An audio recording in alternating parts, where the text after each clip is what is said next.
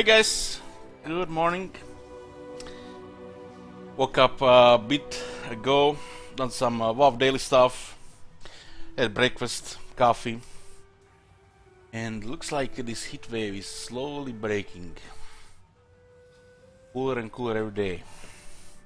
We're here with our first Norse campaign in Warhammer 2, Part 5, 78 turns in. As you can see on the map, we have all of Norsca, and we're looking to go south now.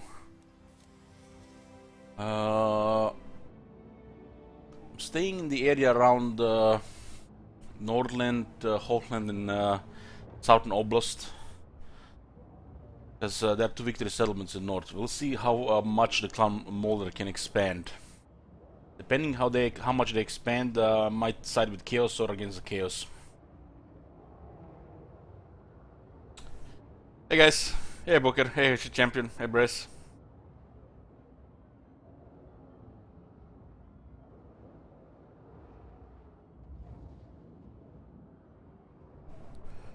Probably gonna have another 7-hour stream today with Norsca. Who knows? Who knows? Maybe one of these days is gonna be the longest stream.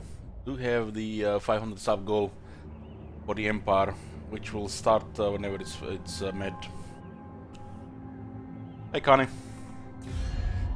So we're strength rank 2, allied with the clan Molder at war with Ostland, Midland, Nordland, and Hochland. The Greenskins like us, but they are at war with clan Molder for some reason. It's just inconvenient. This is our main army here, with Wulfric. We have our second army somewhere here with Trog. Here. And we are working on our third army with Cheat Wizard. This is just emergency garrison here. This guy's probably gonna get killed. The north has declared war, so they are gonna try to invade now as well. Yoo-hoo! And somehow Clan Molder did not take Prague, which is bizarre. Edinburgh has a good garrison, so they can't really take it with the regular army. Low tier stuff, I mean. We'll get this outpost here and this outpost here, so they don't attack us in the Norsca, in our home territories. Helen her. Azrain. No worries, Connie. No worries. It will eventually be met. If not, it's gonna keep me over 400 for a while. What the hell?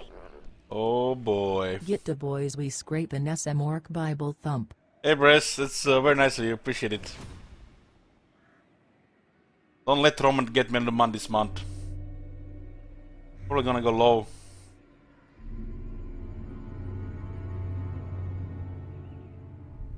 You can rename 10 cities, Bress, for that.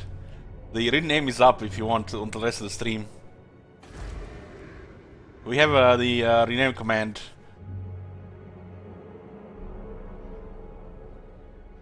Well, I have no doubt Bress is planning a Karakazin campaign. No doubt, except he's, trying some kind of gimmick rules where I, have to roleplay as the Slayer King or some shit like that. Or he's already slowly switching to the green side and considering requesting some of the boys. To be decided. Hey, Priest.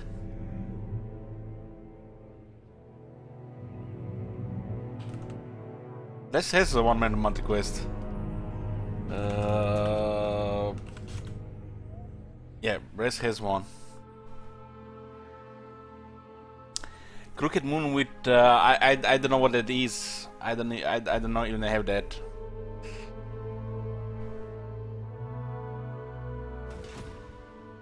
I don't even have that. We're gonna lose the Big Ice Bay. And nothing really important here. Our mammoths are recruit and burning gathering. Depending what survives here, this one army can do okay. I wanted to get some war mammoths here with a war shrine. Simply to avoid any range conflict.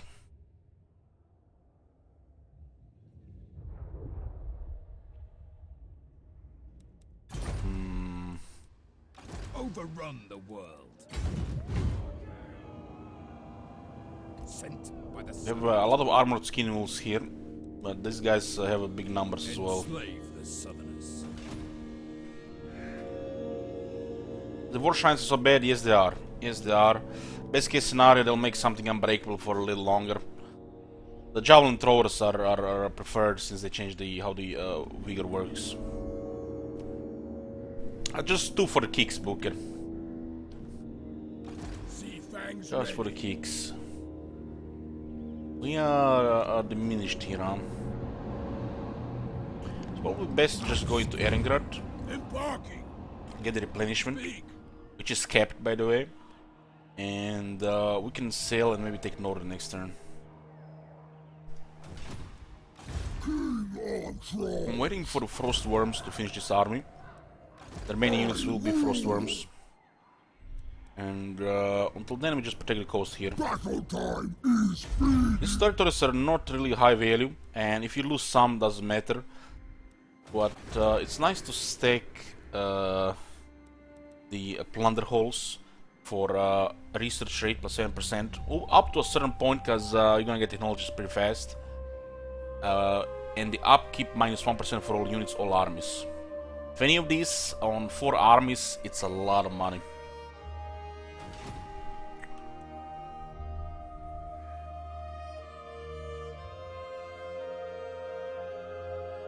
Whenever I take Aldorf, you want me to make the A non-capital. I mean, if it happens today, I'll do it. I'll do it.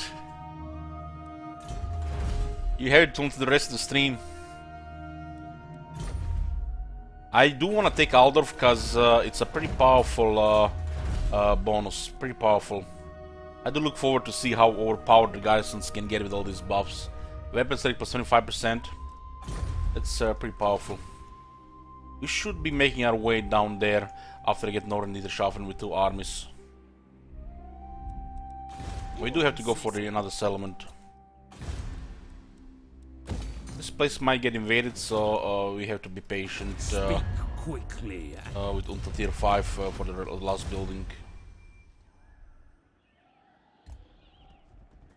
I have plans to attack Salzman, Middenheim, and Hergik. Maybe even Talheim. We have Booker here, our campaign Skin Wolf Werkin, just for the harassment assault units, assault garrison, assassinate. He just needs to get immortality though. I'm definitely losing this one here, but we'll give them a fight. Absolutely not. Norsca.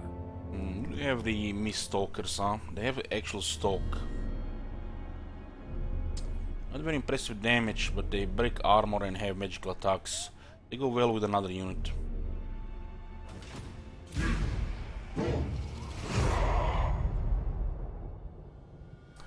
Yeah, I'm here.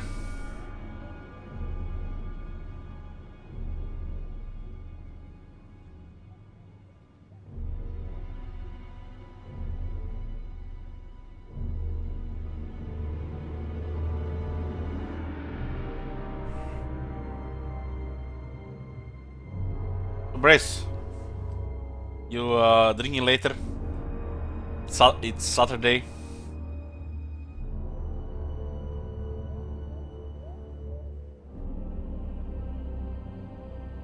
So I feel like every weekend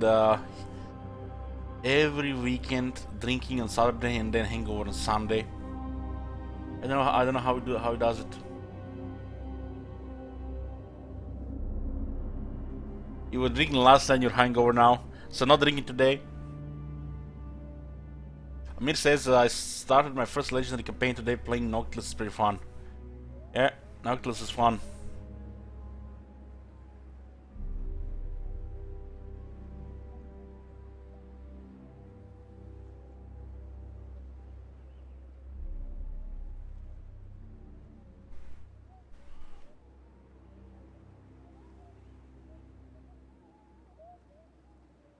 I'm drinking some lemonade right now. It's not even that hot right now. Might be some bad weather tomorrow.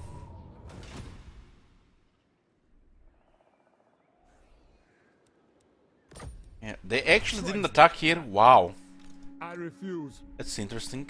Bring death. That is unexpected. They can run.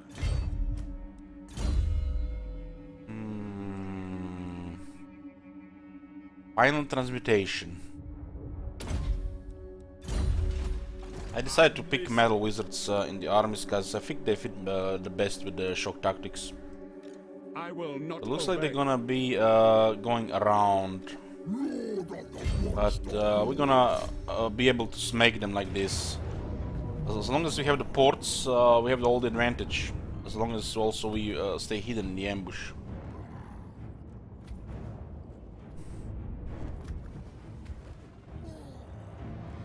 This looks really bad, guys. This looks really bad. That's the Polish. Should make a bit more zoom out and distance between Trog and the enemy lord. And Trog is moving so fast with that hammer. Really bad.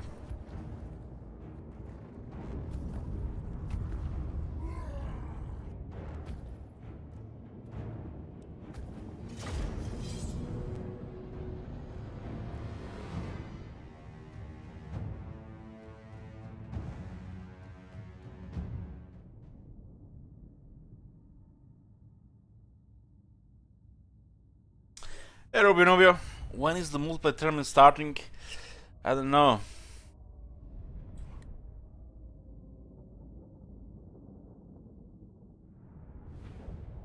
I need to mess up all my audio setup, you know, so I'm ready.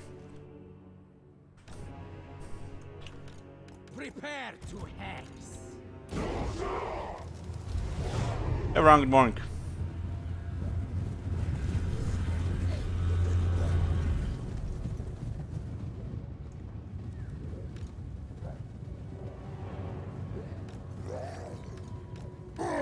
Overlord. Or just send him on the Lord, not try to spit here. We have a big shock here. Do have to only 34 charge, but it's still 34 charge. An armor piercing unit within the 70 attack. They'll be screaming.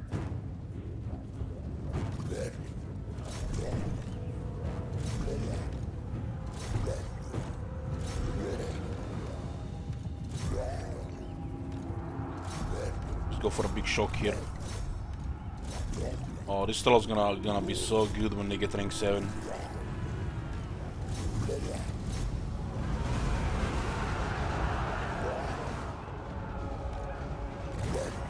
Swordsman against Norsca Ice Trolls. What a slaughter.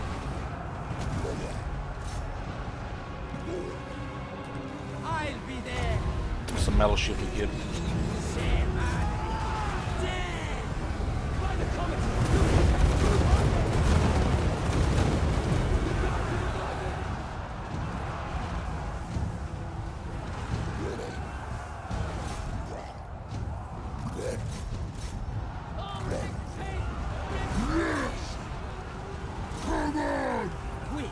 Quick.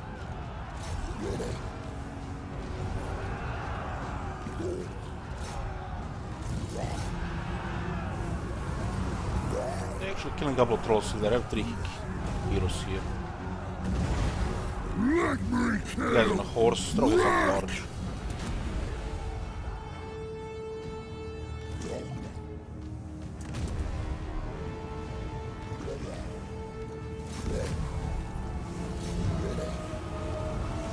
Almost out of there. Multi is recovered. Rock ready. Got it. Conjuring. Achilles. Oh, where are you going, boys? The mini experiment is gonna face trolls. Who do they think they are? The Black God of Nagrand?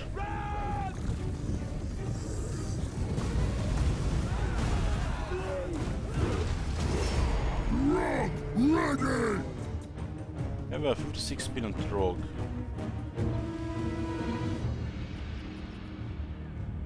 Cannot really get this guy. He has a pretty good jumping animation there.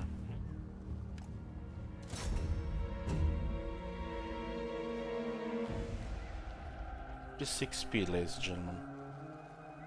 I think I saw it makes it look so bad.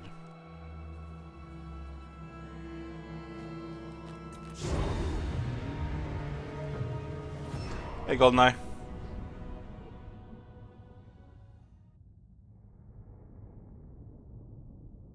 I watched more Black Mirror, not in the last few days.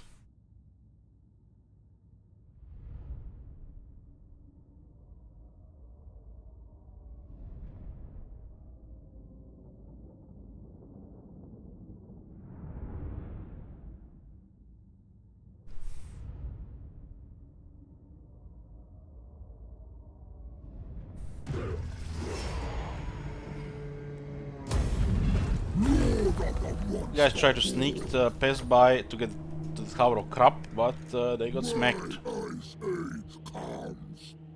Not possible. I see death. No stopping me. But the moment says they have until here. World scourge. They have no range here. The guesstimate says. All be slaves.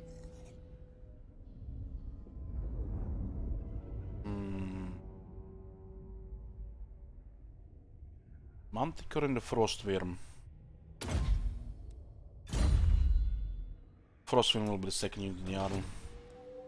Where's my next quarry? Yeah, I totally forgot we're gonna do this attack. Cannot do it over the land in one turn, but we might be able to land like this. To the four corners. They can't hide. Well, it doesn't work always. I cannot. I am the one. 50-50. I will Looks not like they're going obey. for Albion. But I really have to go for the capital, because they're just gonna target weak elements without caring about their homeland. Because who cares about Middenheim? Who cares about our countrymen? Let's just go take Albion there. Zero value to the Norsca. Name the Tower of Crack the Tower of Crake. Yeah.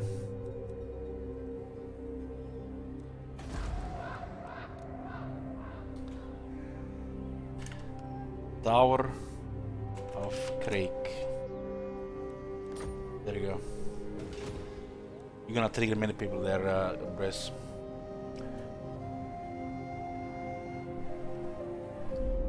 I hope you can live with yourself.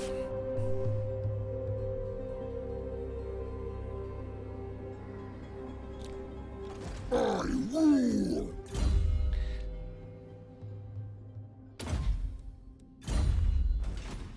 Dominate. Chieftain of the tribe.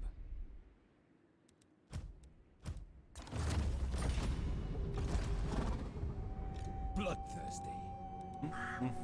Local we rank 8 units on.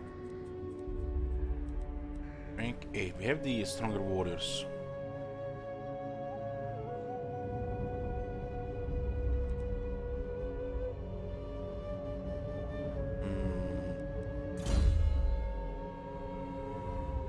Frostbitten Bobs and Skin Wolves.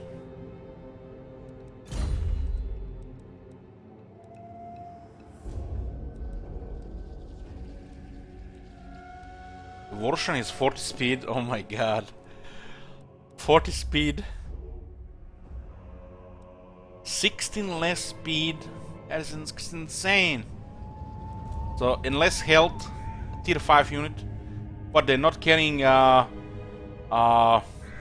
box full of javelin throwers. And they're going slower. That is insane. That's stupid.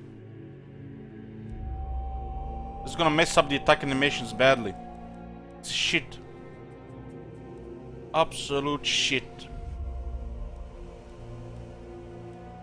These guys have a fortress carrying javelin men on the top of the mammoth, and this is a war shrine, and apparently the speed has to be different. What the fuck? And they have less health too. This is garbage. Done.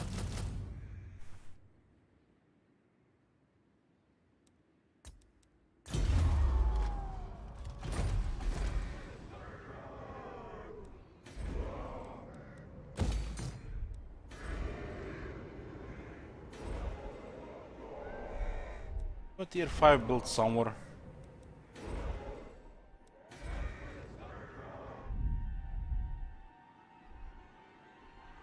The flame damage is decent. Do you even know what does it do, Lark? That leadership only matters in a regular environment, maybe like a Quibel.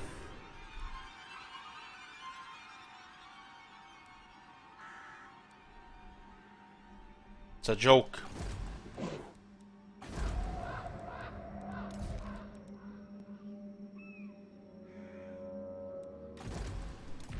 Go easy on him, Booker. He doesn't know.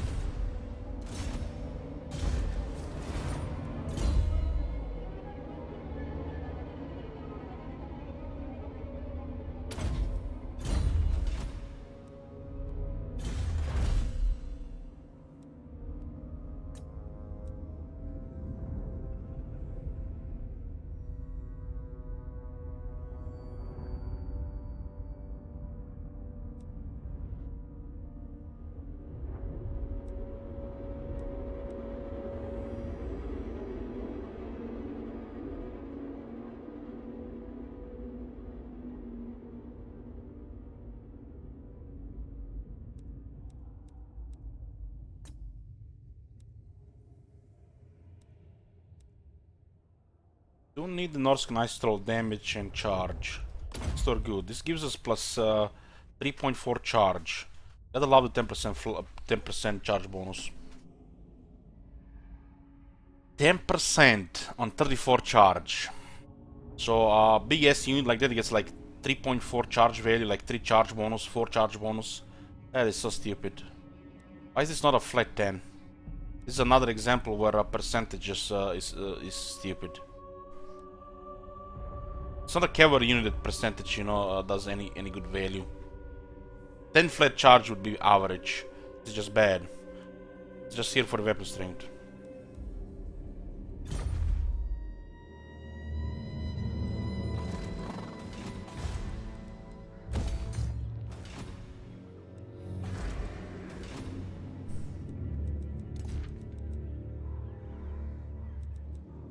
Well, Booker is right. Anybody suggesting multiplayer stuff here should get the fuck out of this channel!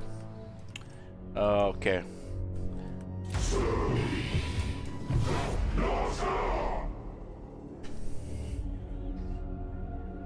Why is the glass always empty?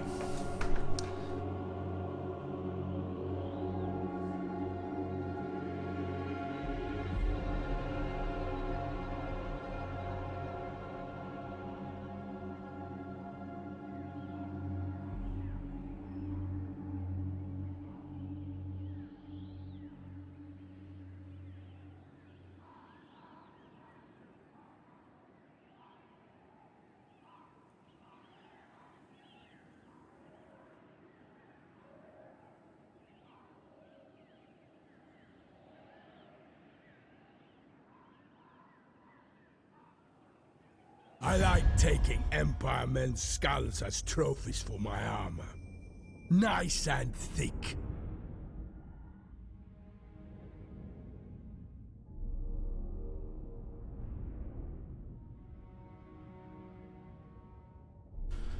Peace! Now that the mammoths are knocking at your door. We usually have peace when you're trampled.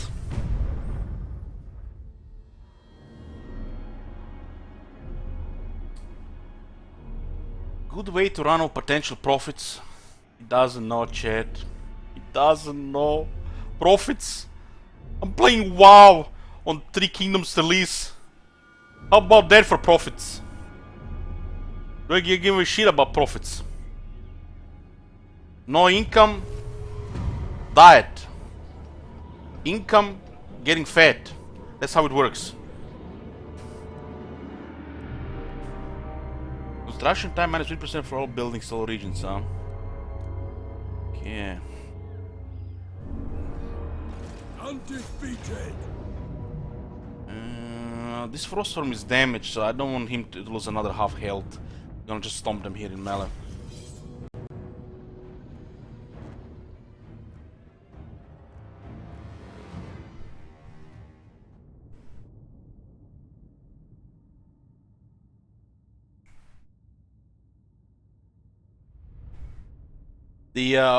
For anybody who doesn't know, the flaming attacks does not work the same as the physical and magic attacks.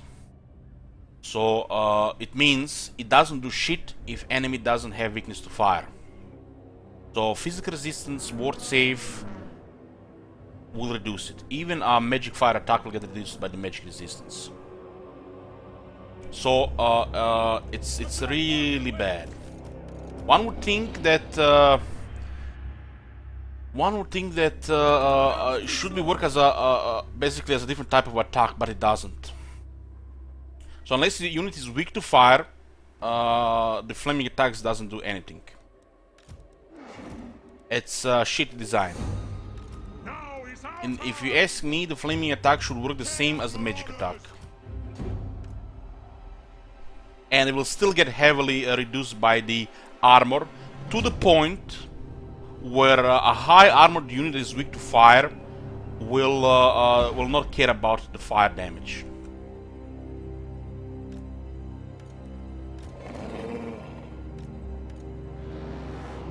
Fire weakness is a joke, unless you're getting attacked by a dragon. Wulfric the Wanderer. Then it could make all difference. And even then, the AI might not go Skynet mode and try to focus the target.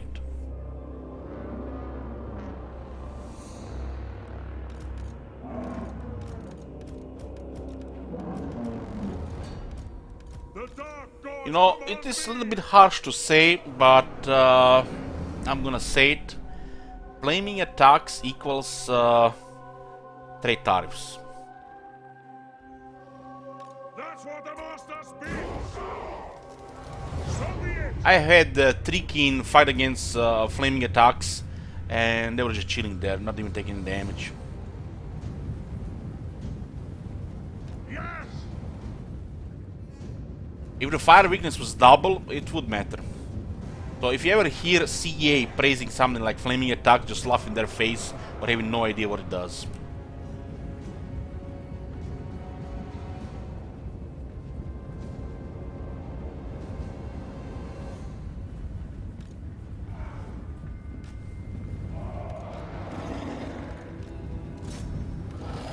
Lark, no, really, we don't want multiplayer people here. You can go look for another channel. Heat is fine right now. I'm being serious.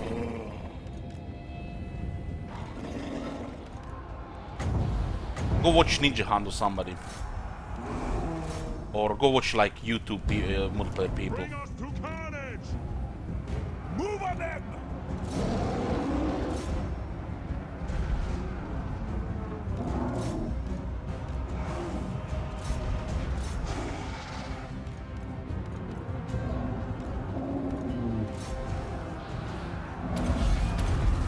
Wulfric the Wanderer.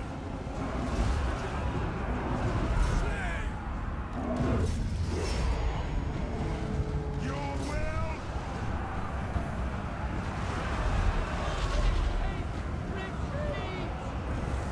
For chaos.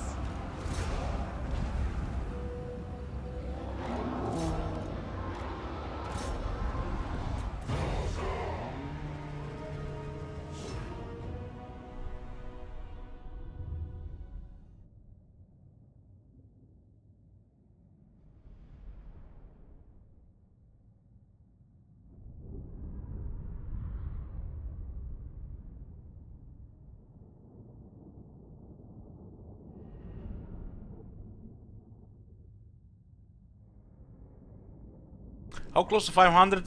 We're currently at 436. Hey, I'm on the lead. It's an interesting name you got there. Hey, Kevin.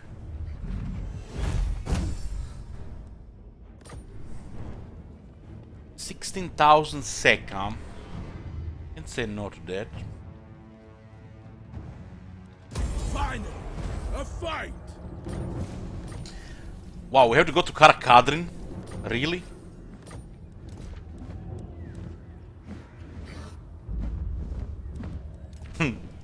My challenge? I totally forgot. Undeniable. It's the telesubscribers, Conan. Telesubscribers.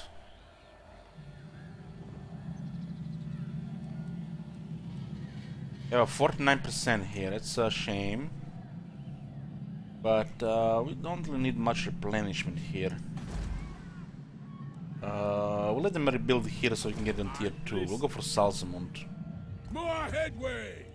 I'll see it through.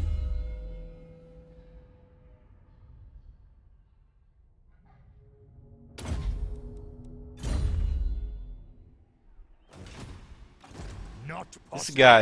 guys, you know, just poking the bear. Get smacked hard. Next turn we start on tier 5 here. Once I take Northern, we'll control the sea here. The Gulf of Kislev. And we'll start to replenish this area. If there is a hostile port, it prevents replenishment. Shared, owned, I think even neutral do provide replenishment. The neutral also provides replenishment, but it's very small. We'll go. We don't want to lose another turn here, really. We're just gonna land here.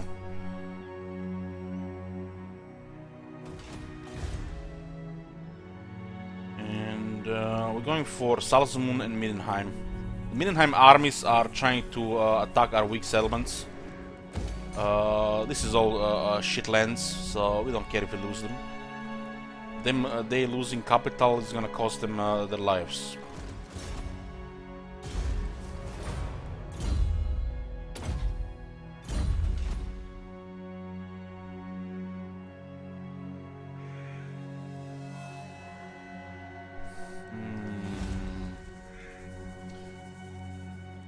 We'll get another metal wizard for the third army. Hey, Simon. Another rebellion here. It's gonna be interesting because we drop the garrison. It's gonna be Skaven rebels, and they might not attack early. Once we get a damage modifier, it'll be easy to hold this one. This one doesn't even give us any value, really. We should just give it to the Skaven.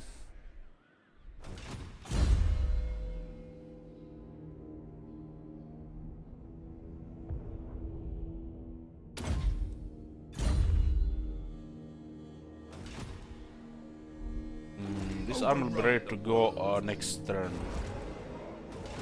Yes. 2 turns, my bad.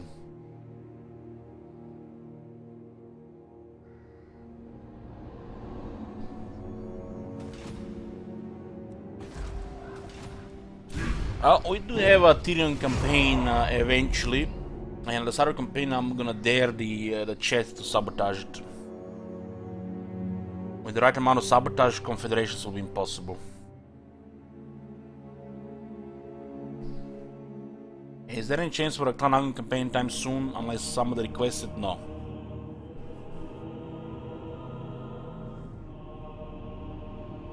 Difficulty, highest difficulty. Legendary with campaign with very hard battles and no modes.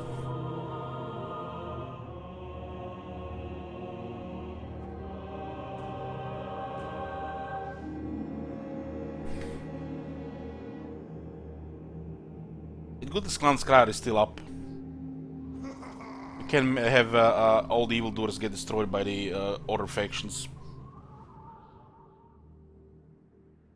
Couple of factions here and there that poke at the big chunk of good factions here gives us a lot of buffers.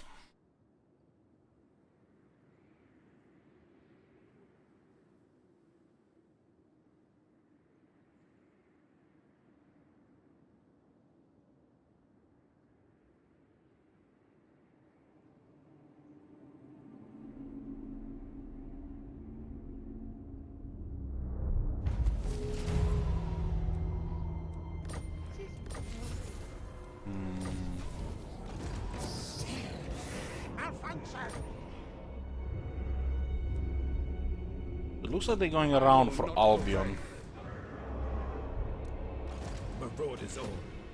And this one of the other ones went home.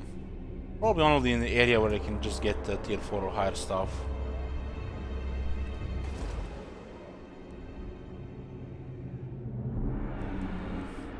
I cannot. They're getting invaded hard, and what they do, Never. they send an army to attack some random trash settlement.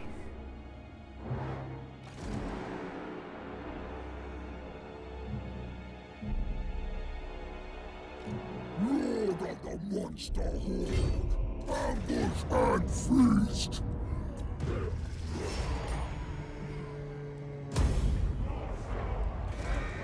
Tier 1. God damn. Disorder! The Booker, the port system is so bad. The Norsca outpost is the prime example of it. You get a shitty port building instead of being part of the core settlement, so you can actually build something here. So bad.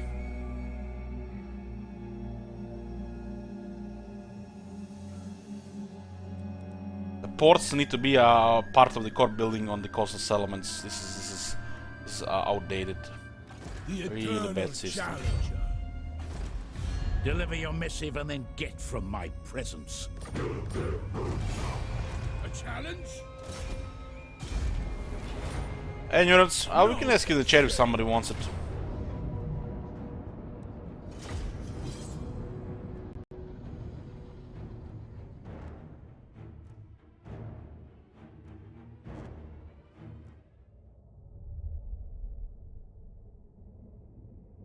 Port as part of the core building must happen. The ports are so bad in this game. Especially in the small settlements. If there was an issue getting good economy, the ports would matter more, but there is not. So ports are just a handicap, for most part. What to do?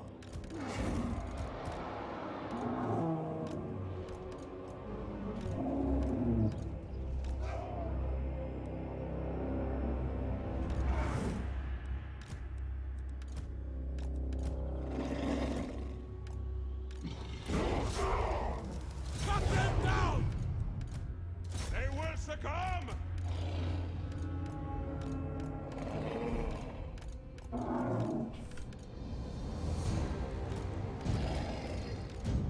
Siege approves!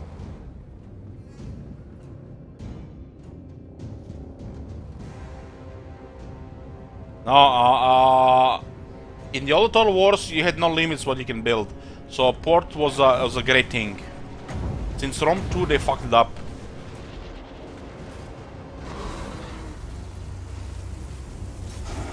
Port is a must-have in a coastal settlement. You have no options, no choice. And in this ridiculous, stupid system, Syracuse didn't get walls, and Rome 2 didn't have. And Rome, capital of didn't have port itself. I don't know which idiot made this system.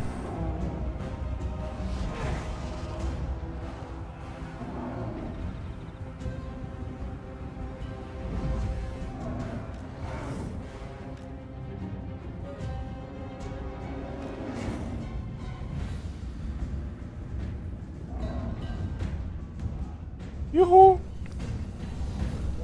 Hey, Ilurk. Thank you for 5 months. Any settlement that was close to the coast in all Total Wars would have a chance to build a port. Because you could build anything in the settlements. The only limit was the your economy and then the settlement growth.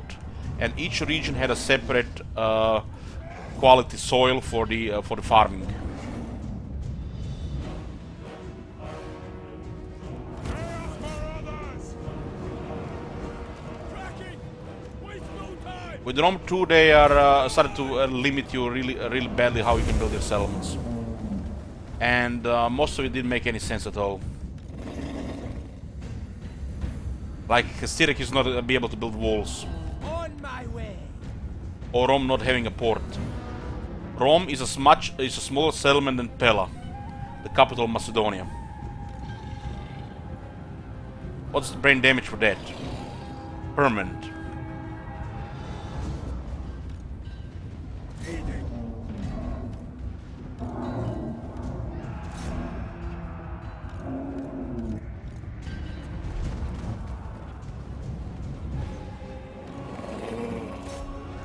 Skin wolves without armor actually get killed by a lot of this stuff.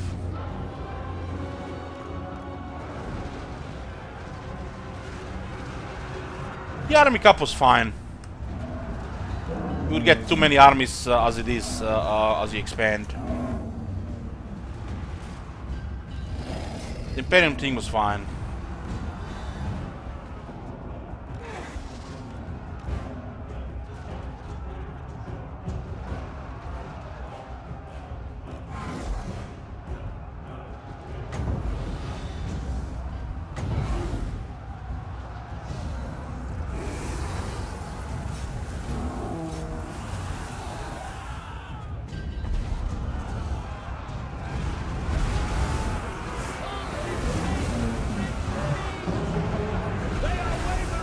Get terrified here, they will.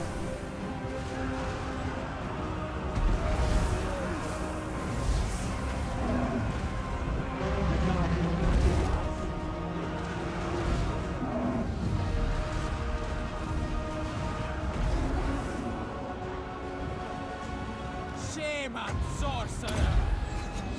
We'll take the Wanderer! We want their eyes!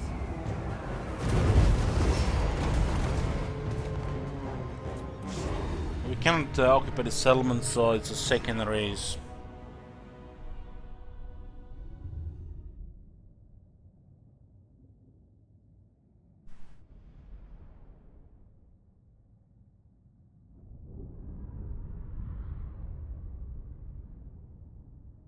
The Shapti great bows are specialist artillery. They're like bolt throwers, so they can attack the walls. They're like monster artillery. Finally, a fight. Soul Crusher. I am the Wanderer.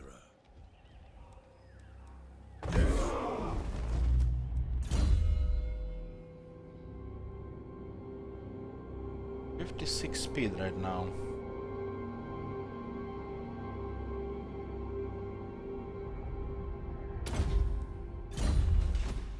Who's next? It's the quest for this thing, Zoishink.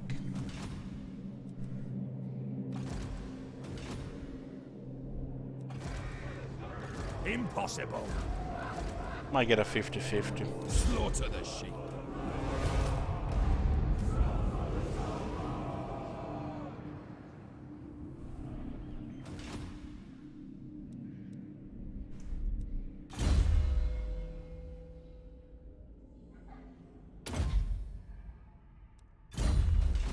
Lord of the monster horde! Tier 5 here, this will be the Frostworm area. Bad plan scheme. Rebels actually vulnerable to Chaos Corruption. Oh nice, look at this, it's beautiful. They just need to take Wolfenbrook now. It's gonna cause such a mess for the rest of the factions with their corruption.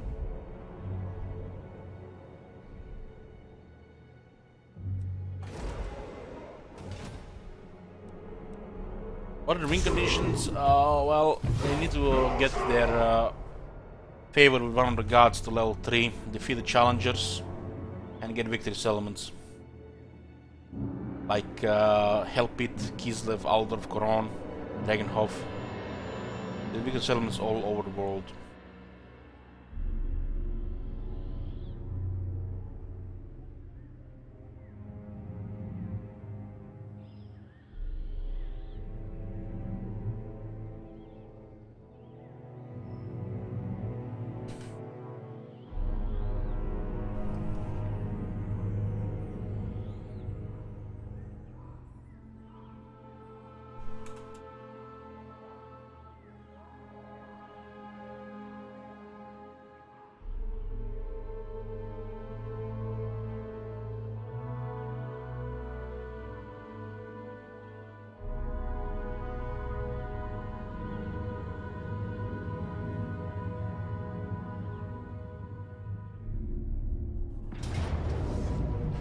almost 50-50.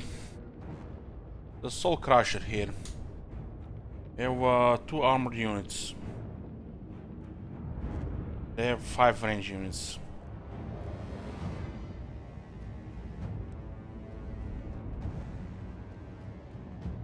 This could be a Pyrrhic victory in an auto-resolve. A manual, I just don't see it. What kind of battlefield is here?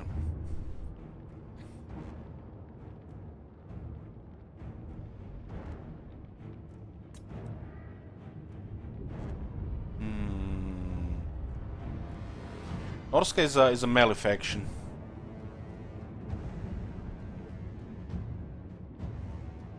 Heavy infantry and monsters.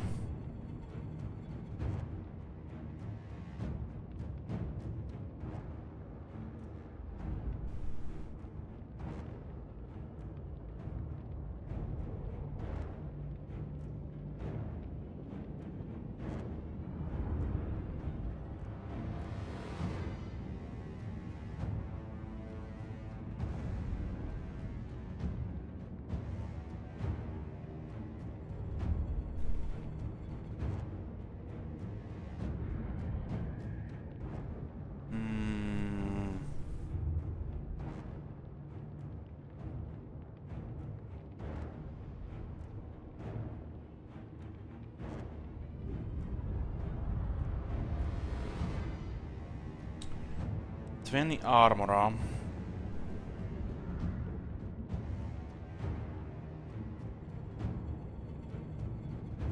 trying to see how the hell we go for their range, but I don't see it.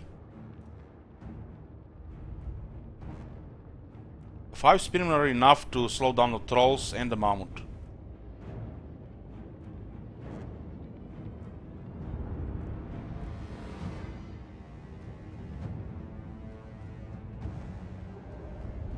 This 5 for swordsmen might be winnable, but this 5 being spearmen is not winnable.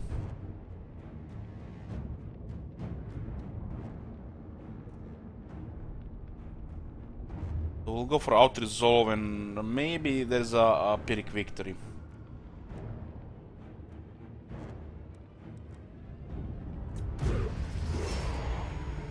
Sometimes lucky. You have to evaluate these things early before considering. Or just click the middle button and not get any smarter by it.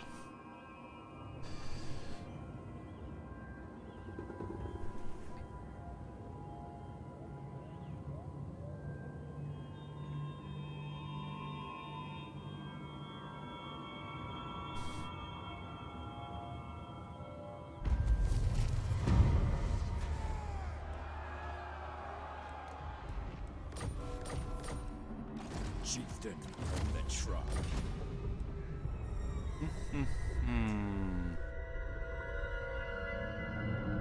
Going for Albion, huh? Overrun the world. I refuse. Gonna be attacking this whole side on the other side. Now, despoil and ravage. I'll send Shit Wizard after them. Yeah, Tarek. My challenge? Undeniable. Undeniable. I got it!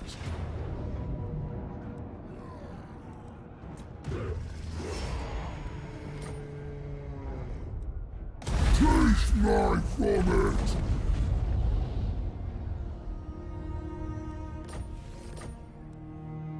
Taste my vomit. Oh man.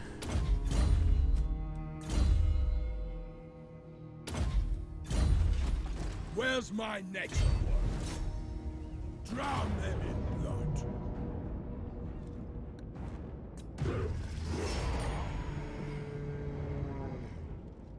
They can't hide. I'll handle it. Battle time is feeding time. ZP now here. 492. Speak.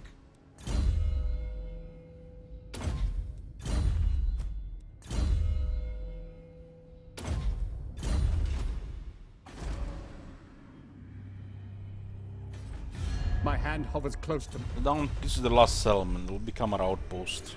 We'll start to increase. Ooh, they did it! They did it! They're taking Wolfenburg. Nice, nice, nice. There's gonna be so much filth here now.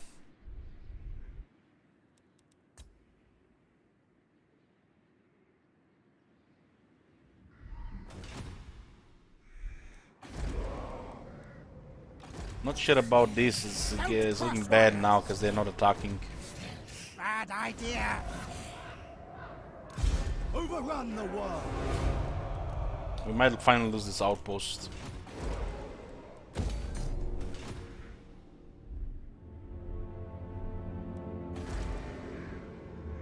I will not obey. Sigma forbids this, Maroon. The rage will carry the moment we get the Aldur technology. So our garrisons have become very good at that point.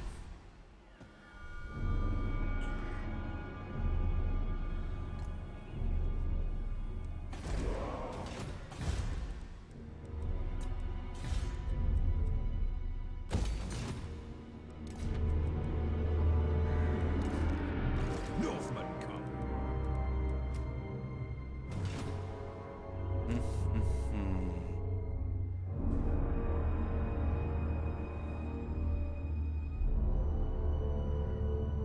Tribal fury.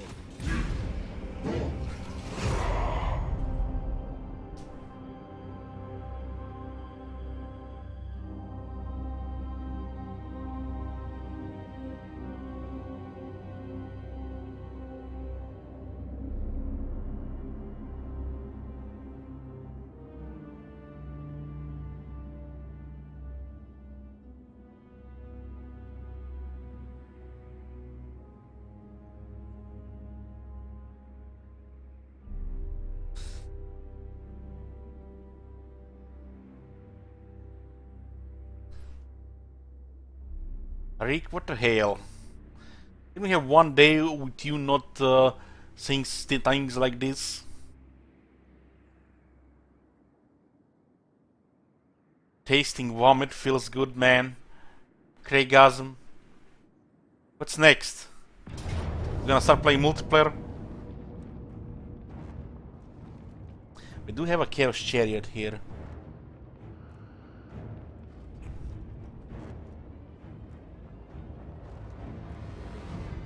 This one is bad to consider auto resolve.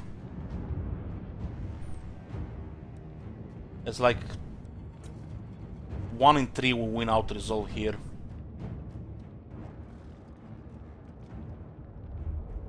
They have 6 swordsmen. That's bulk of their army.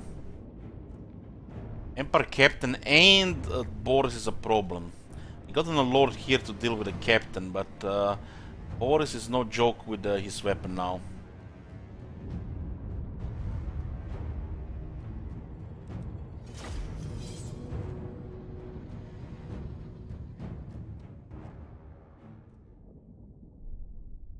But against multiplayer, well, if you want an honest answer, it's a toxic community, and I don't want these people, you know, coming to my channel.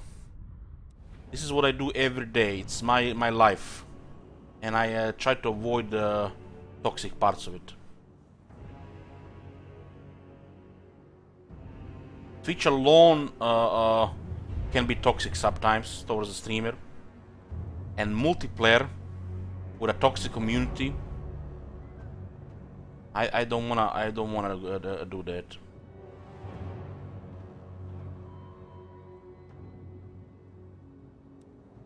Prepare to ruin.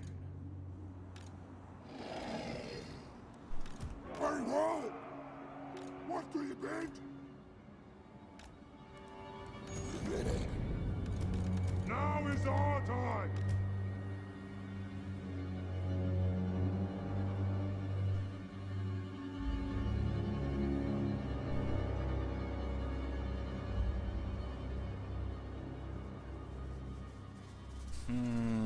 The Chaos Chariot has to go for the range for sure. If Free Company Militia hits hard, they can get tied into melee as easily.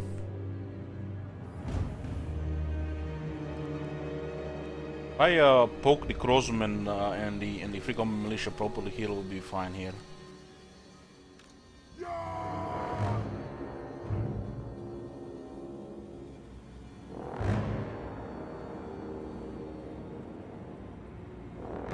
Those two great swords though, that's a bit problem. Best unit against the great swords here would be the trolls.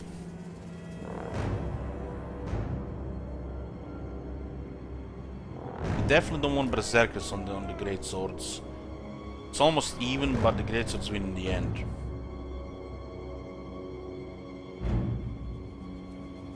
Now is our time! You can have enough stats for the berserkers to win against the great swords, but we don't have the stats yet.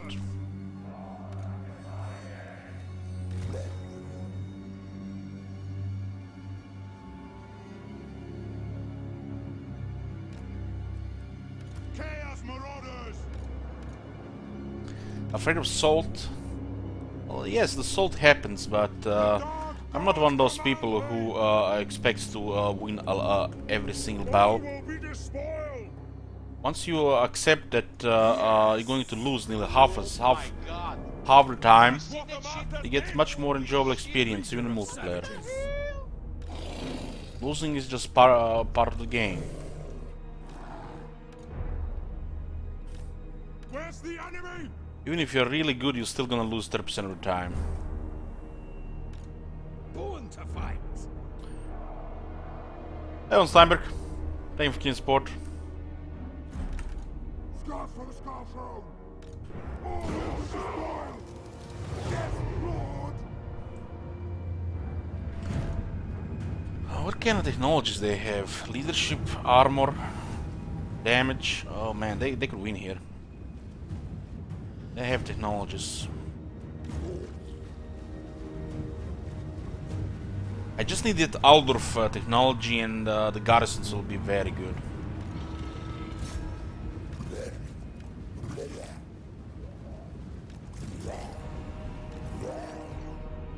Your will!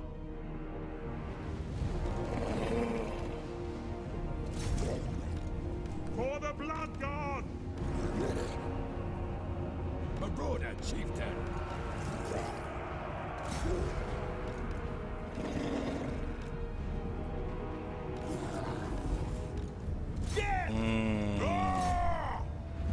Serve the gods! Faster! Our blades hunger! Ender! Fight! Close on the sheep! Charge on! Not looking too good right now.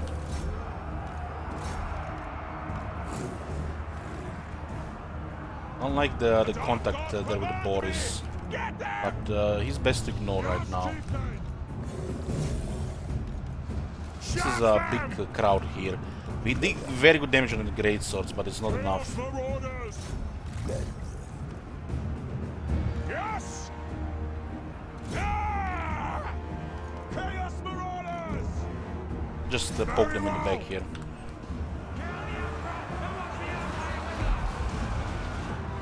Charge! Brace for war! Fight! Need those trolls to hit hard here. If we can break this side here, we win.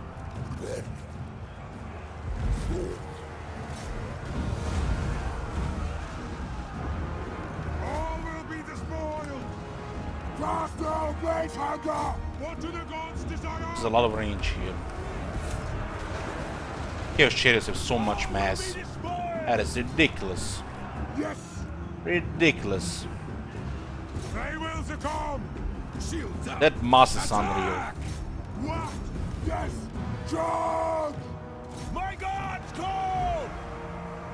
We want their eyes! Boris is there, so they're not gonna easily break there. Eat your soul! So be it! Yeah, not very good what happened there with the range. Tremble, mortals! The chariots went really deep there. God demands! Give me blood! I need to win here. not happening right now. Slow. Skulls for the skull. Just keep pushing there. For the blood The god! great swords here. Bring us to carnage! 94 great swords and lost half health. For chaos!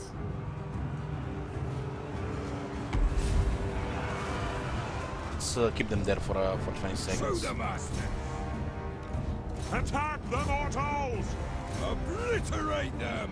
Strolls need to go in for it again. Justice! Yes, Lord. Let's try to get these guys around. Kill them all. Pushing 2 units here, which is pretty good. Those chariots have to do more. For the blood god. Mortal fool! This is very good here. And you have to keep in mind the Marauder chariot actually has rage. Slay every mortal. I don't like the way these trolls are getting hit here. Quick. Just send our fast units there. Quickly! What? Gods demanded! Now! Strike now. Grrr. We'll go one after another on the range units. Blood for the blood god! For demand! This is breaking as well. Boris is now the only thing that's keeping them in the fight. Ah! Charge! We don't need the chariot anymore in the lines. We're just gonna go after those militia company. Pull back. To the death. Fight. So Boris here is a problem. They will succumb. Charge them. Throw those axes. God demand! Kill them all! Uphill. Ah! Yes, chieftain! Throwing axes. Attack them all! They will catch him eventually. Danger directors. The rage buff we have on our units, this buff here, it's not part of the balance of power or outer resolve. And with technologies and just a couple of rings, it's enough to defeat most average units. We want their eyes. Once you get technology like Aldorf, your garrison becomes really good. Get them. But some factions will still just roll over it due to the lack of walls. Chaos Marauders. Yes, Lord. For the blood god. Blood!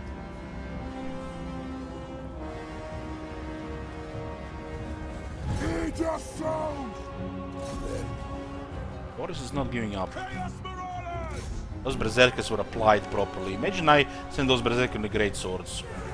Somebody who would have sent the units wrong to attack the enemy army probably lost his battle. Imagine I send Marauder berserkers on the great swords. You know, somebody would think, you know, Marauder, they're berserkers, they will defeat great swords. Great swords are nothing special. Well, the great sword would have killed them and you will not get 200 kills there. And then your other weak infantry would take even more pressure from the other things. Yes, Lord. Ah! Blood. With speed. Destroy. We want their eyes! Just Berserker will beat the great swords when you get the Aldo technology. You get Hexatl and Aldo technology, the great swords have no chance. bring us to carnage! Give us carnage! Quickly! Fight! That's the monstrous speed! He's not losing any health. They create the monster with that sword. This is why we have to ignore Boris. Out of the pride!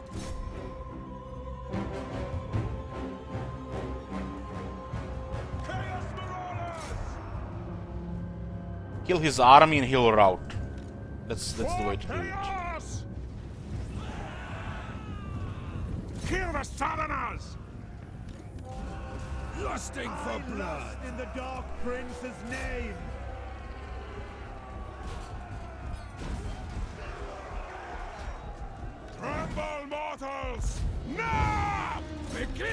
Skin Wolf should do it, he says Ant Large.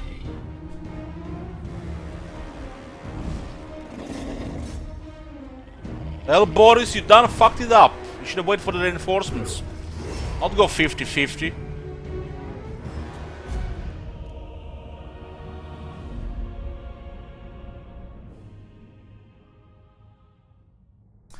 Hey, Paragargoyle.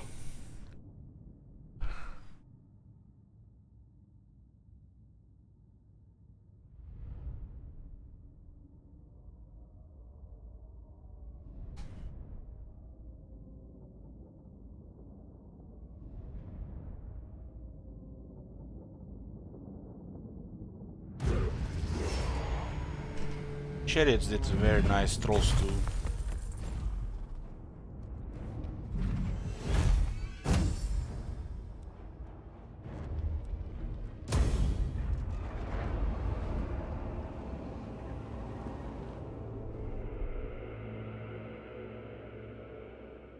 Poor guy can't even take Albion. He's about to lose his capital. I don't play Vermintide 2 and I don't plan to.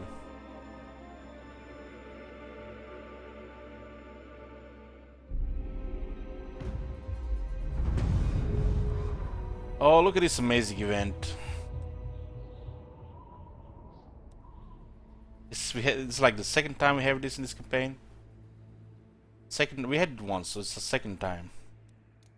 As you wreak havoc and destruction upon the world, my lord, your allegiance to your god builds. The Norse gods are a maleficent group.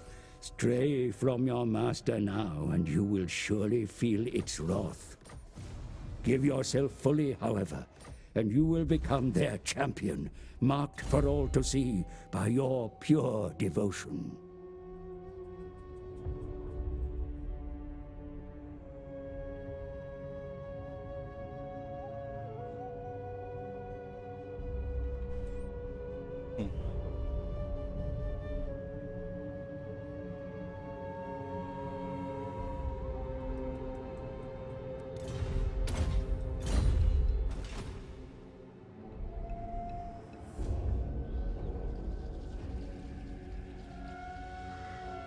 The Ice Wolf chariots are just better.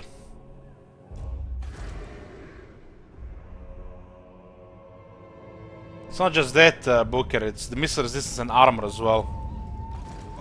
This area makes Mammoth godlike, and Mammoth is your mount. So the other three options are really bad. Slaughter the sheep. No. My challenge? Undeniable. Lord of the monster horde! In my college!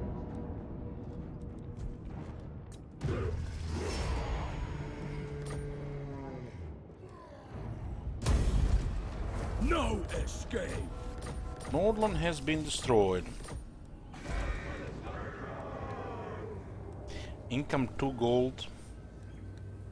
2 coins. Wolfric, the correct path.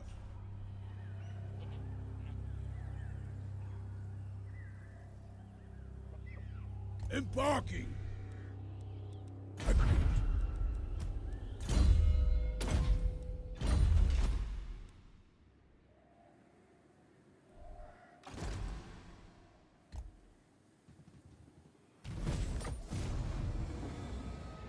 So we have to defeat this thing. It's a big ass frost worm. It's 45% ward save and 45 missile resistance. Also unbreakable with some nasty debuffs. This trolls another frostworm spirit. Hello, Junior. Good.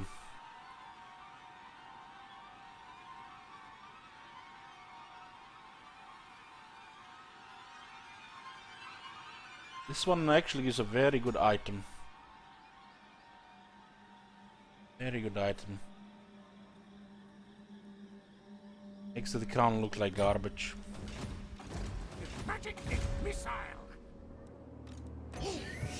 Stupid, stupid! think we're finally gonna lose this place.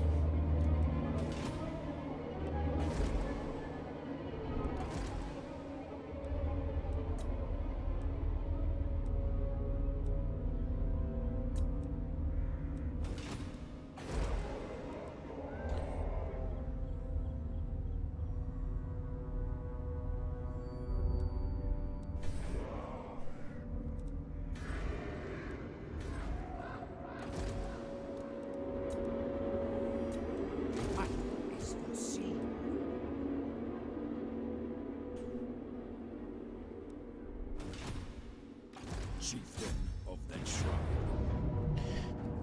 What do we have here? Some Empire boys, no guns, no artillery, no wizard. You call yourself man of the Empire? What the fuck is this garbage?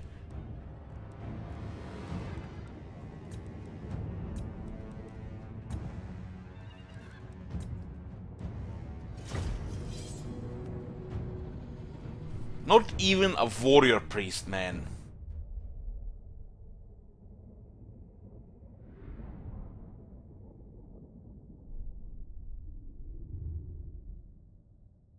Is normal to have such a negative income per turn as Norsca? Yeah, it's normal. Lusting for blood.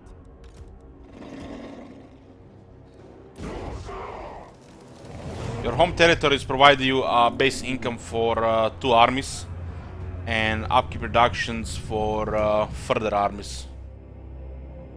And you're gonna be relying a lot on the income from sacking battles, battle loot, ransom, and sacking of the big cities.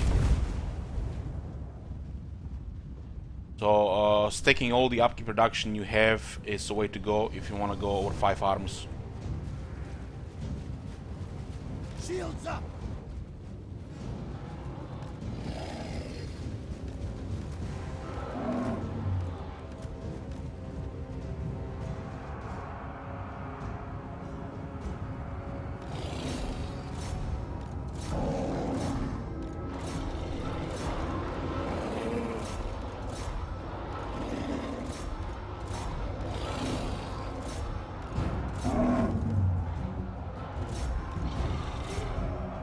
Leader of savages.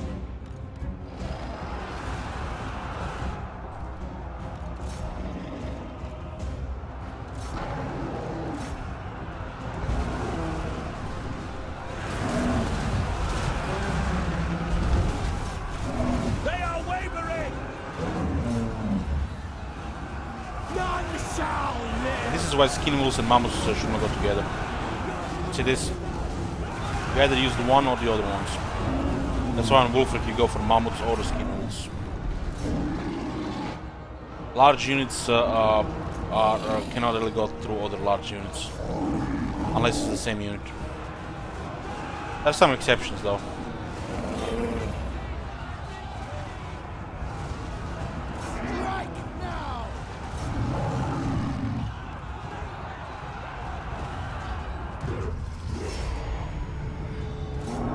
What happened when I played Norsca? We're playing Call of Pleasure requested by the RuneScape, and when we reach the critical mass we become a superpower.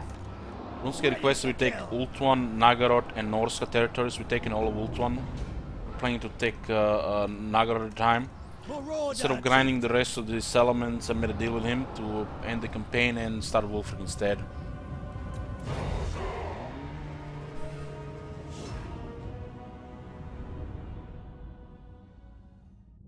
So thanks to RuneScape, you guys got both Moratti and Wolfric. He definitely pulled one on me. I should have not accepted that request in the first place. Taking all those 3 areas were definitely towards a long victory. You can't request a long victory.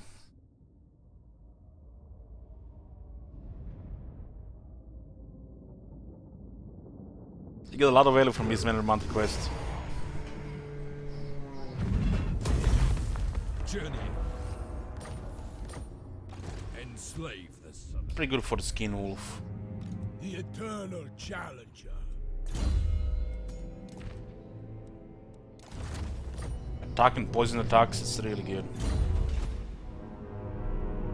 Chieftain of the tribe.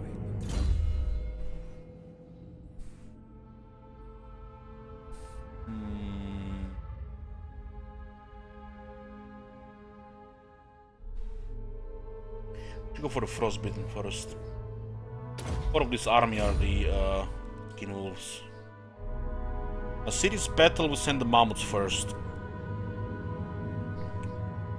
They're just here, you know, to carry if we get into serious battle. But skin wolves should be enough to destroy most enemies. Skill by war is very important. Norsca has good campaign skills. Last campaign skill is not important. Despoil and ravage. Slaughter the sheep. Despoil and ravage. What kind of... we can't even attack now. Overrun the world. I hear you. What?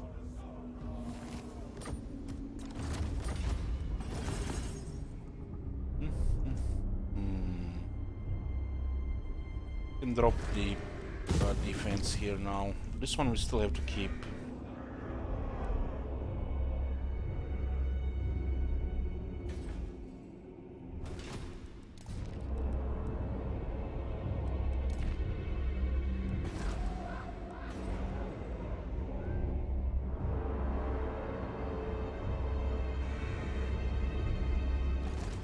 By Sigma, no!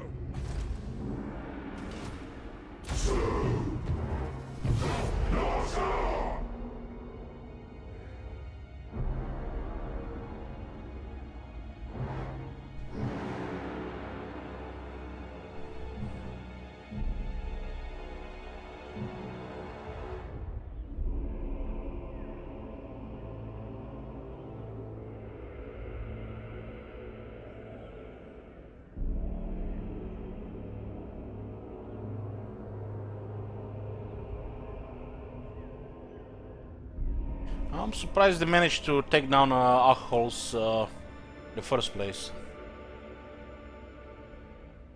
It was a nice buffer in the west.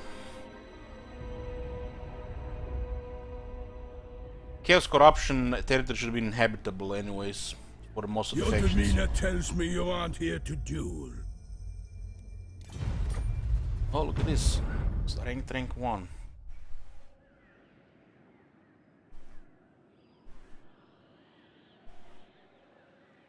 Orlon is gone. Austin lost their capital. But Clan Mulder is too greedy here. They're just pushing without trying to keep any territories, overextending like idiots.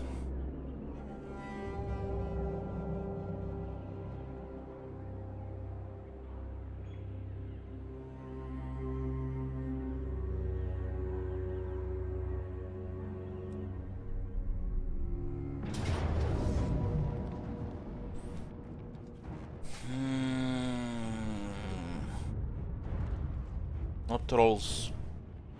This outpost has no value to us. The Skaven control 2 out of 3 settlements in this region. As long as we kept alliance with Clan Mulder, they can have this territory.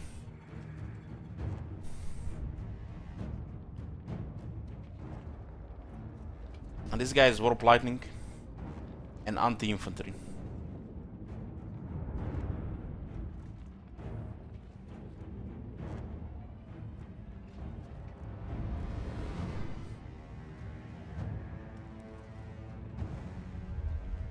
Yeah, we went for 20 less weapon strength. Oh boy, I totally forgot.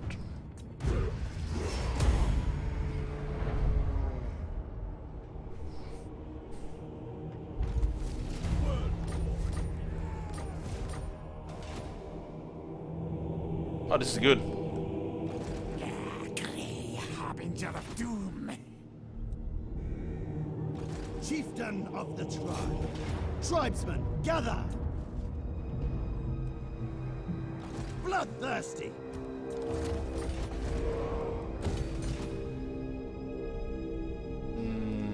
Enslave the Southerners. What you doing there, Boris? Shit not going your way? Where are your invasion forces now? Egypt. This way. Midland will burn soon as well. Nobody gonna save you. I am the No Sigma to save you this time. As good as dead. I'm gonna get a coffee before we do this. Be back.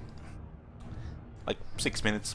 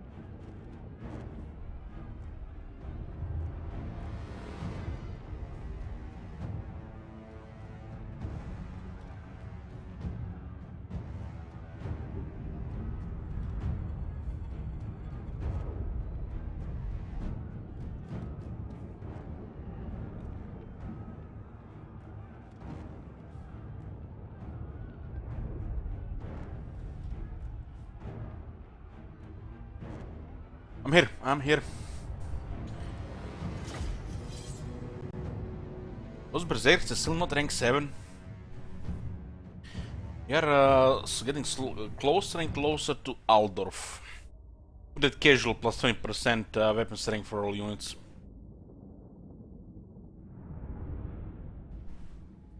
Oh my god! Have you seen that shit? Holy shit! What the hell? If I had to use one word to describe this campaign, what would it be? Dirty. For sure.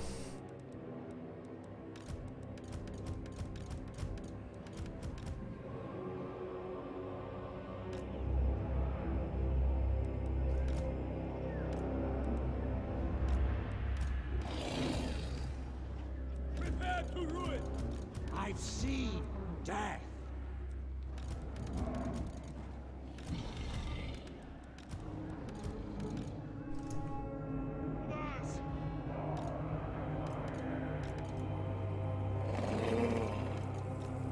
Wulfric the Wanderer! Ready to murder! I will! I will comply!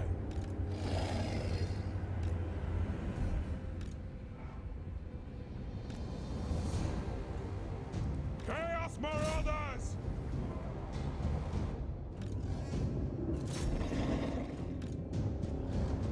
Move it!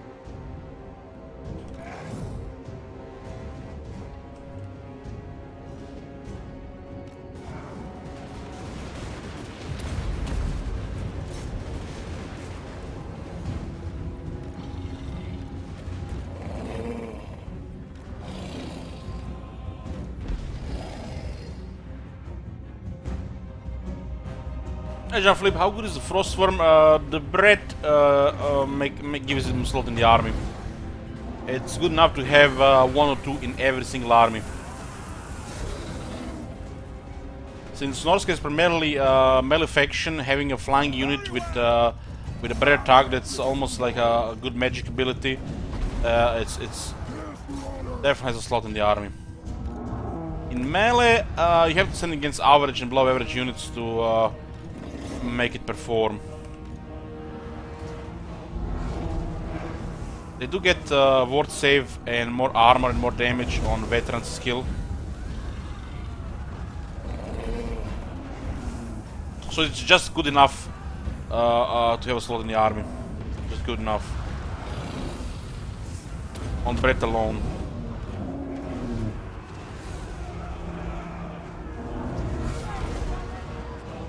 Kinda comparable to a Sun Dragon.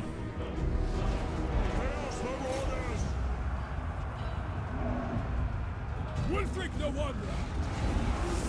Waste no time! Alibi! Consider it done! Decapitate!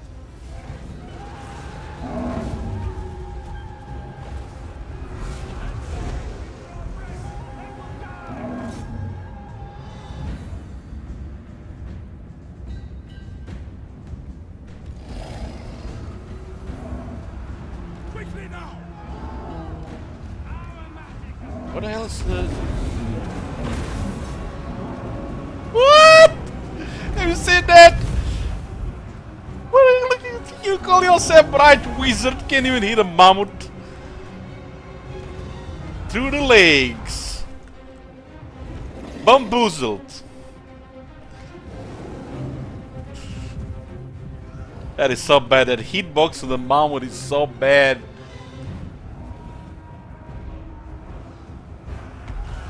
Doing it! Chaos Marauders!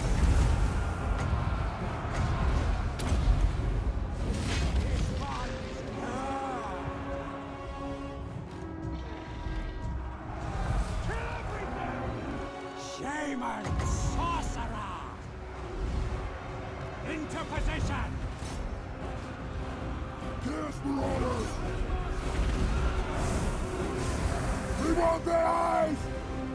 Great Axe Infantry. If they rename this to Hammer Infantry, we definitely have a spy in this channel.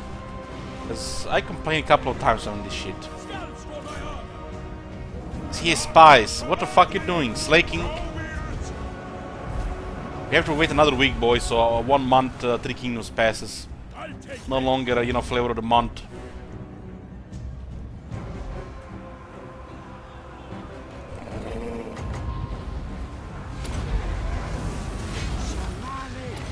Yeah, Vlad.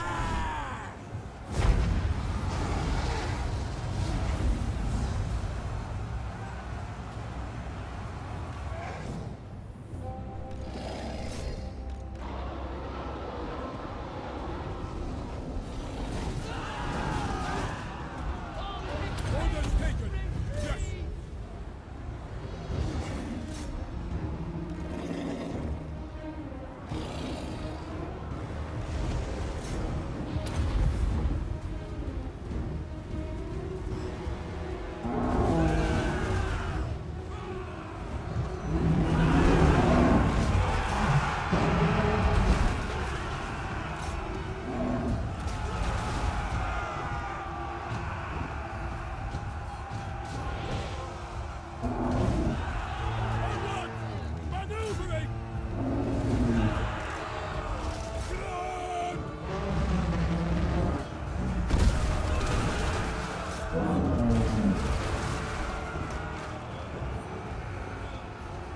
Where are your guns now, Empire?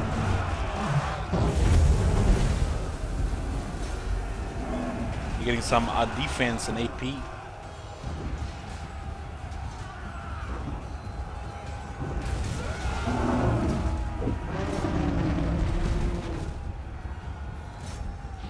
Ulrich's wolves charge with us!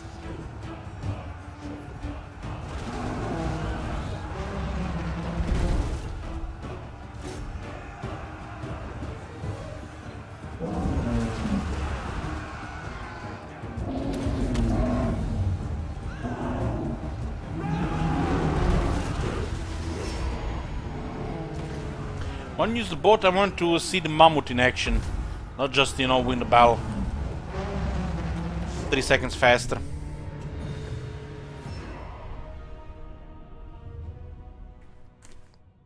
We're stomping them so fast, we don't even get to enjoy the mammoths.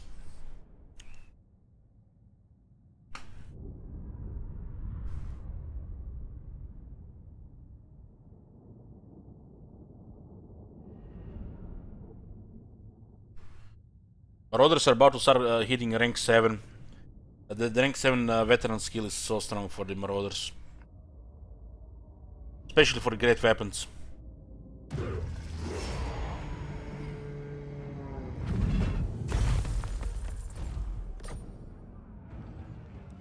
Ching!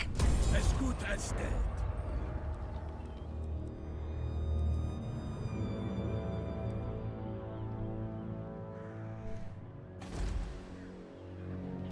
I am the one.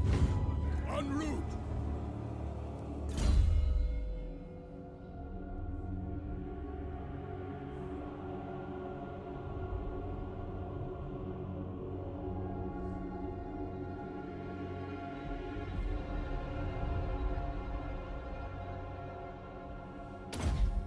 Once the Marauders hit the rank 7, they get 15 physical resistance, plus 12 armor and plus 5 melee defense. Their basic skill is 12 weapon strength and 8 melee attack. On top of all that, they get 5 armor, 10% weapon strength, 5 attack, 5 defense, 5 leadership. If we get Exotl, we get further physical resistance for the Marauder units.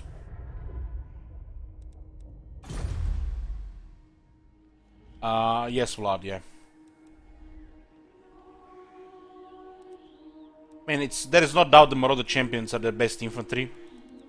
The Berserkers are the flavor that can work as well, but will require more effort to make it work. They'll be all taking damage anyways in any battle. They need to build up their Berserk to get toughness. Yes? While the Marauder champions with great weapons is the, you know, without doubt, their best infantry. They do double damage compared to the Marauder champions, the regular ones, at the cost of shields, which is 35%. They don't need shields. This is a shock infantry. They can have more damage than Chosen. World Walker.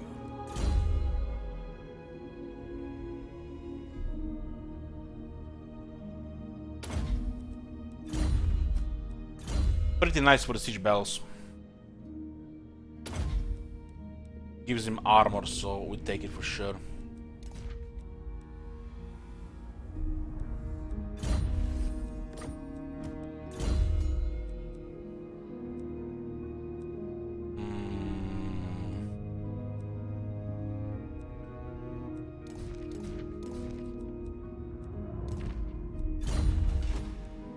Lord of the monster horde. How close are we for this? Construction time is so nice. 2 turns, huh?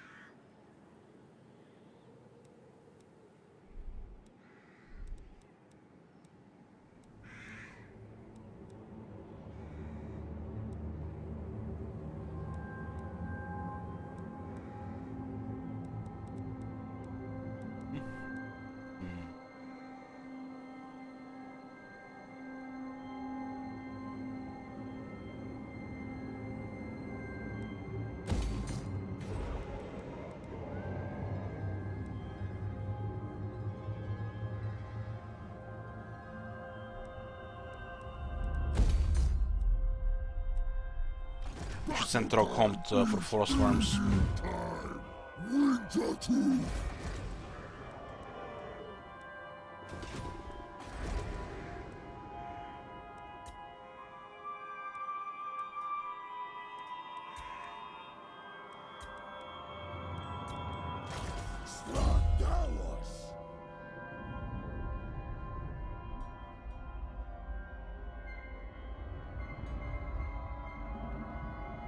Low attack, but nice damage.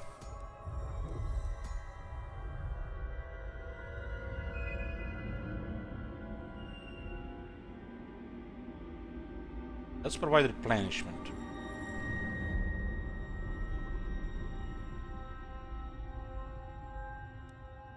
Thoughts on female warriors, flavor. They work, but I prefer other units.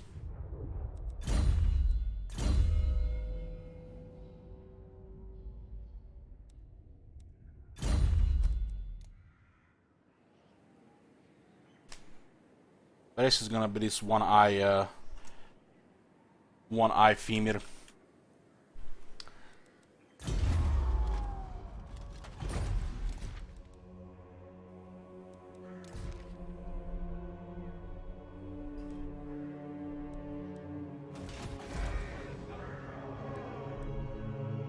What?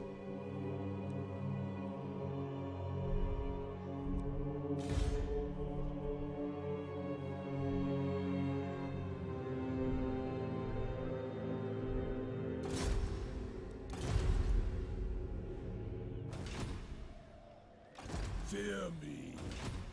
Did you say something? I go.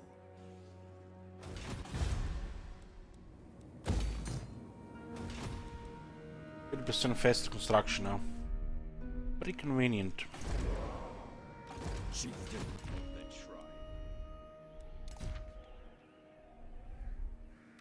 All be slaves.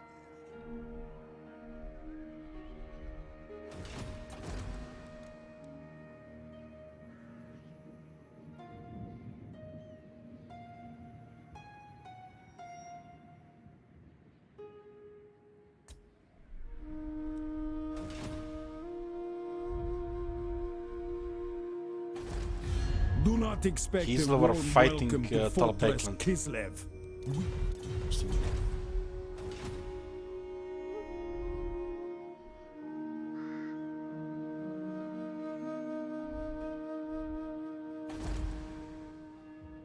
Do have Nagenhof here.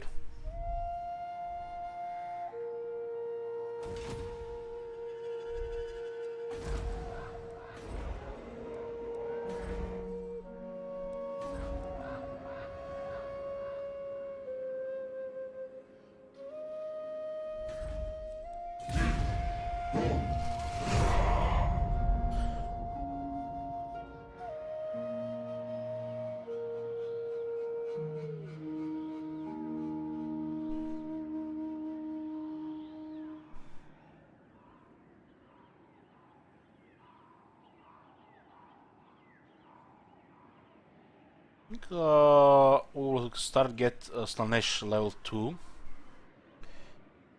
and then level 1 Korn, and after that we'll get Crow to level 3.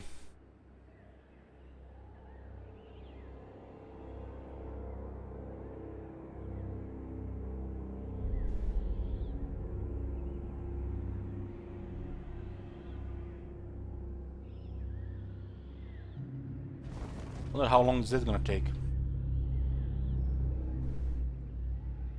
And the molder went poof.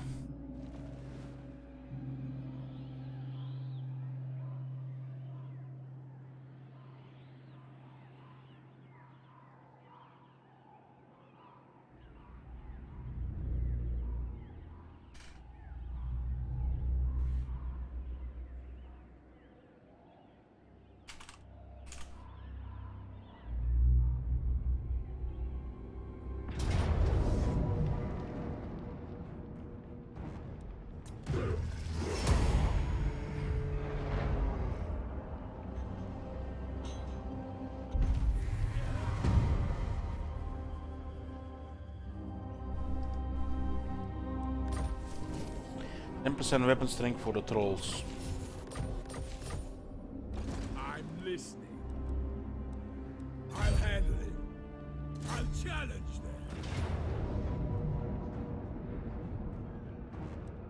them. Zeker stick monster damage in that auto resolve.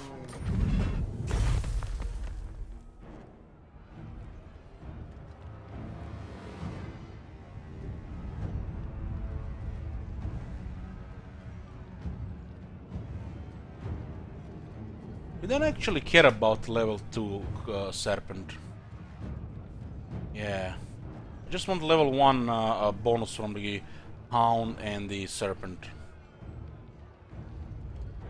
Yeah, the Eagle is trash. Because you get enough research from stacking the upkeep production buildings. Level 1 Corn is good. And level 1 Serpent is good. So we just need level 1 Serpent now. Next. Gonna take 30. We'll get level 1 Serpent, level 1 Hound, and level 3 Crow.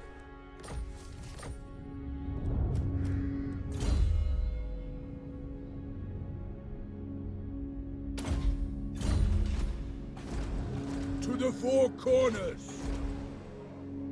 We do have us 2 more settlements here. What board is here can rot on this island?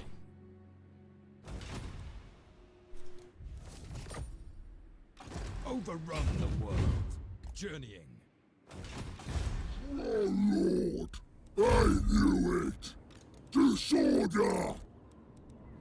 For certain, mutant beast.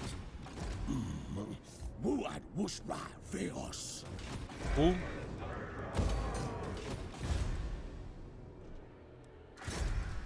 Hit this assault. 85 fail. Northern is history. Eringer might be history as well because of this now. The harassment was critical there. Point the way.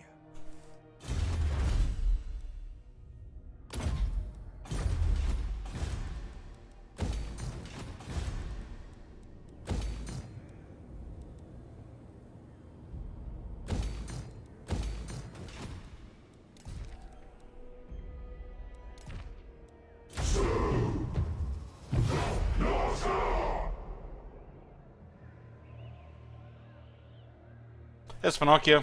It's so hot. It's pretty cool here. Pretty cool. Good weather. Manageable weather.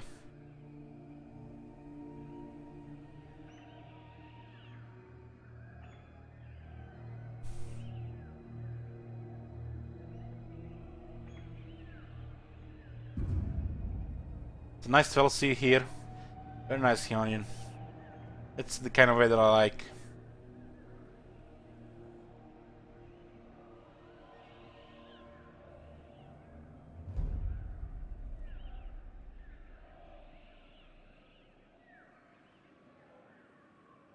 I'm gonna send Wulfric towards Aldorf. A negotiation. How about this? I let you to 9,000. They're no longer at war with Clan Molder.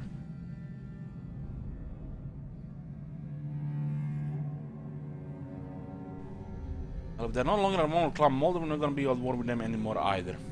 They have a settlement here, which we can take it easily later. Clan Molder is no longer a buffer against them, so we don't wanna get bothered here. That's actually pretty good for us.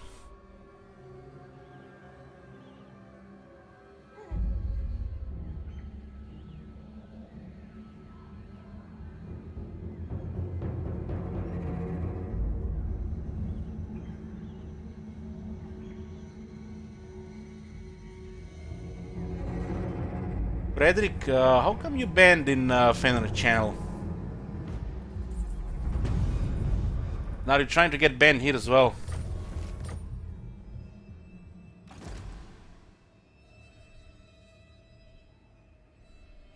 Poor Freddy's gonna have to go harass Casey after he gets banned here.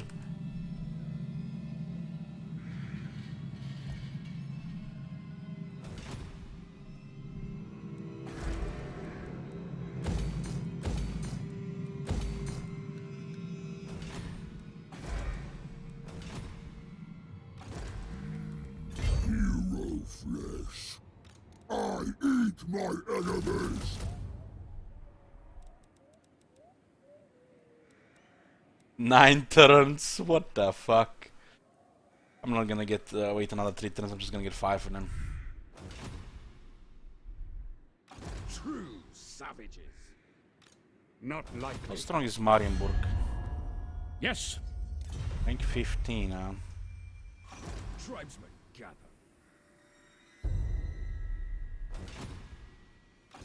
Tribal fury. Harbinger of gift from the shadows. Where's my next quote? Heading out. Okay. Funny thing is, before we destroy these two, they can just take what is in the north if they go around. They like to do shit like this. Sladawas. Thebgum.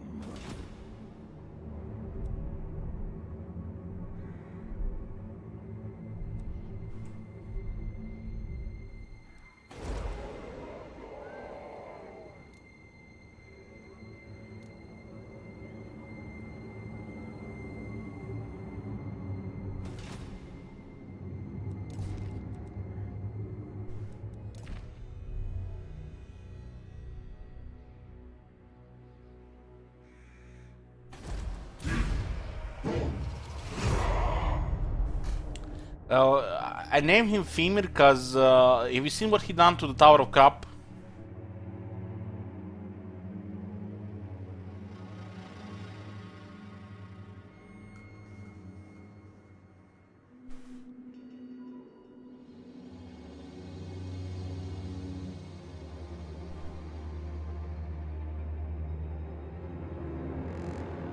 They're just gonna trigger people.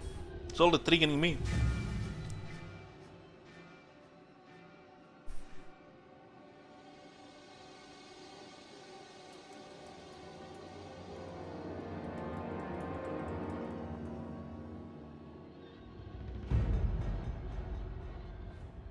Maybe we should avoid Aldorf until tomorrow. Brest has 9 names available for the day. The chieftains want pillaging and plunder. But that 25% weapon strength. Can't avoid that.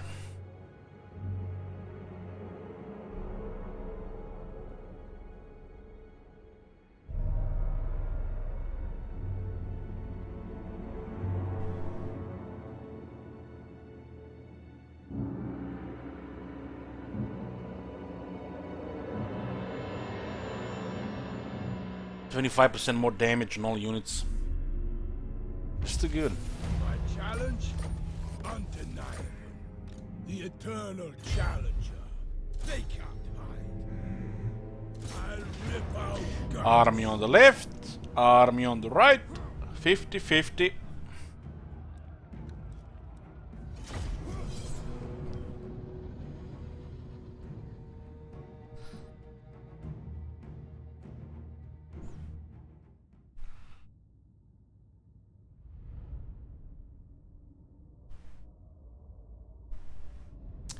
I feel like in the Empire, this is Total War style campaign, going for Midland is the way to go. For the capital. Middenheim, Salzmund, and Hergik area looks like the most manageable.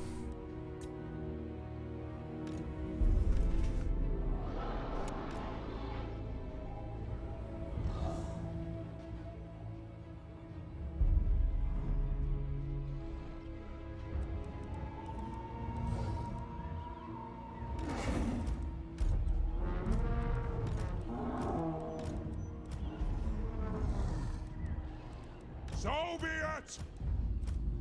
Chaos Marauders!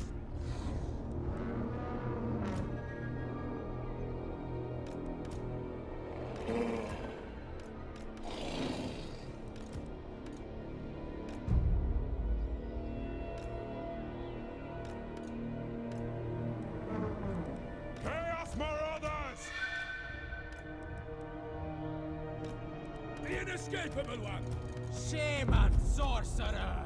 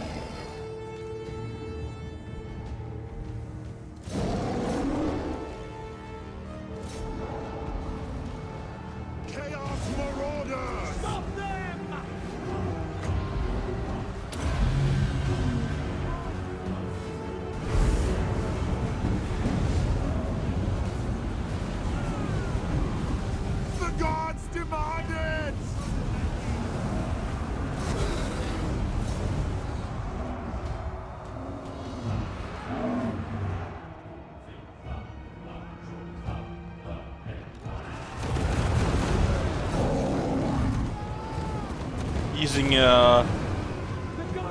grenade launched against skin wolves that regenerate when they're fighting a bunch of infantry. Not very healthy for your friend.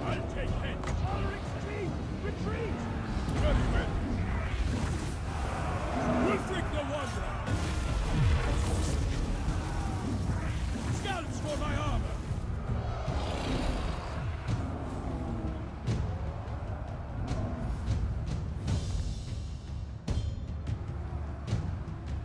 Now is our time! Faster! This guy's on a horse. There's a bunch of skin wolves.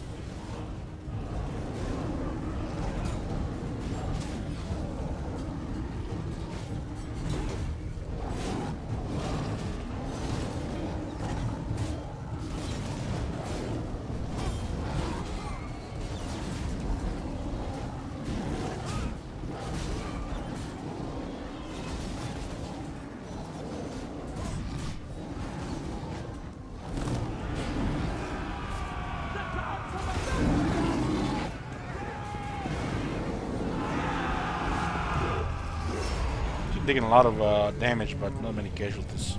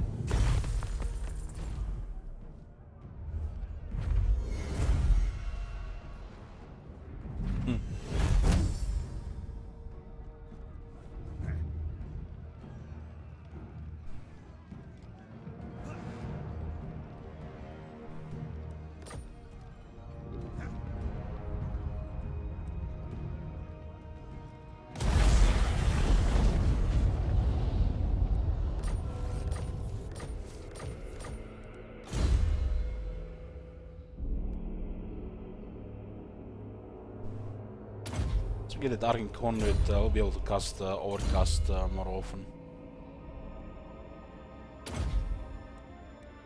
65 speed now.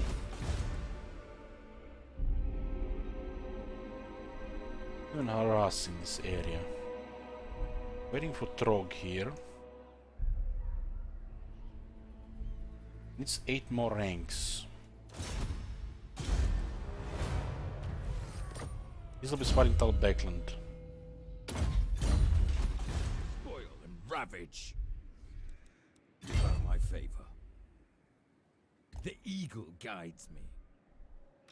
Not possible. Moving out. It's done. The crow directs me. Gauzi dar Apfa.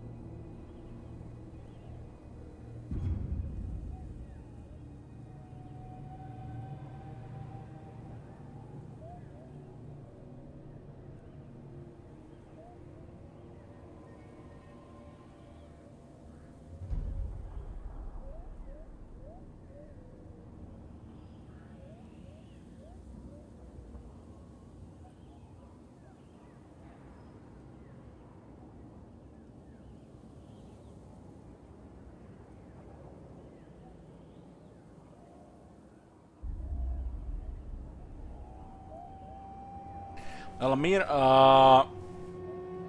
getting the upkeep reduction from the Serpent and the infantry weapon strength from the Hound level 1 is really strong.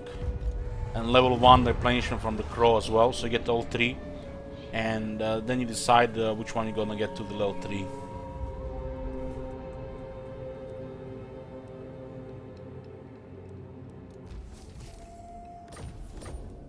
So you want level 1 Crow, level 1 Serpent, and level 1 Hound. This doesn't matter. You're gonna have crazy research without the Eagle. The Eagle is just shit. So, for example, in my case, I'm planning to go Crow level 3 But before I hit go for level 3, I get level 1 Serpent and level 1 Hound. So I'm planning to get level 1 Hound and level 1 Serpent and then level 3 Crow. And I have to just manage it to keep it level 1.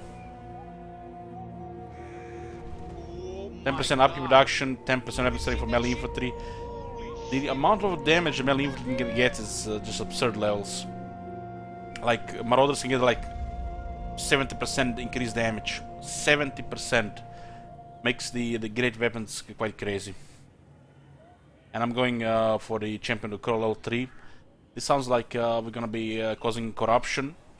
And since they removed my plus 10 public order from the AI, it looks like the Crow is very good now.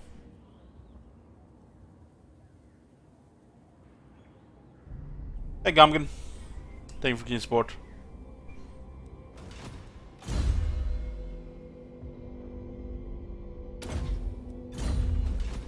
Where's my next quarry? Embarking. Still not rank 7 here. I think level 3 will be Chaos Corruption.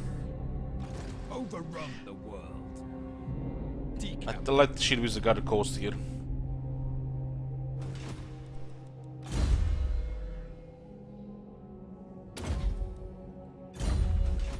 What?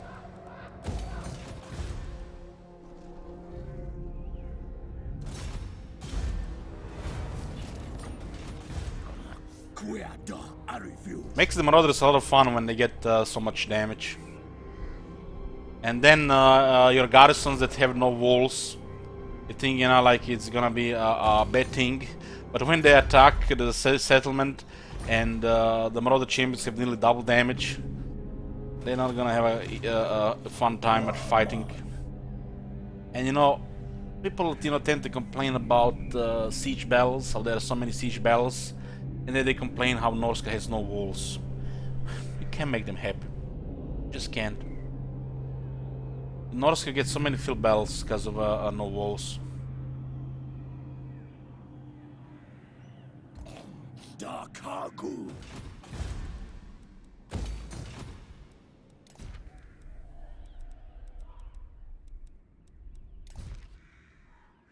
What?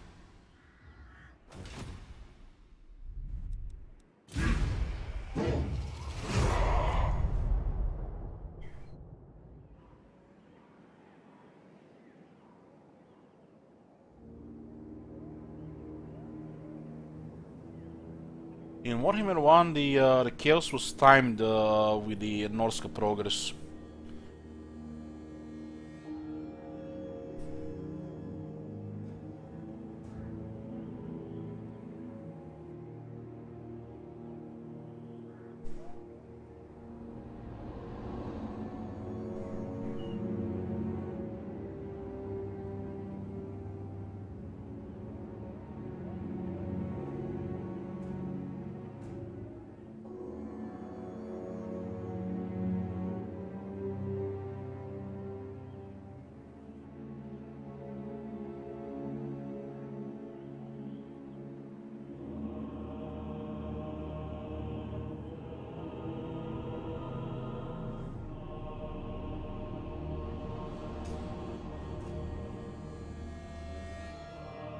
Beginning to wonder that the Frederick the Crow is an alt of somebody here, second account on Twitch.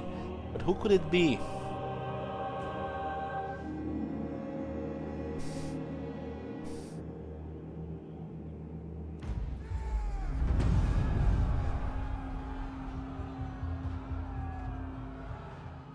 You fail so hard with the Empire, so it's kinda mysterious, you know. How can you be so bad with the Empire? They can't really be Scotty. Scotty would, it's too proud to admit it in the public. But it's an alt account, so maybe he's just trying to deceive us on the next level. The long con, you know. It's not Adriano, because he's not polishing the Tyrian sword enough.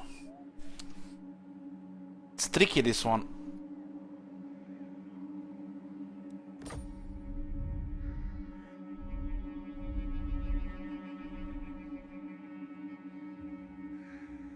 champions fall.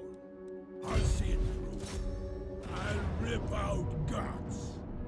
It's a pretty good chance the Marble Berserkers get killed here if I out-resolve.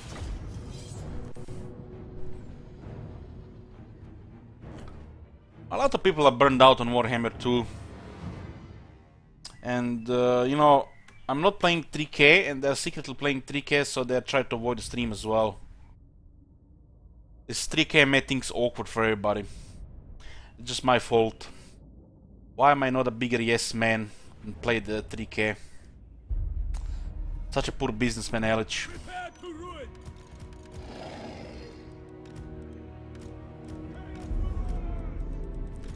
Very well.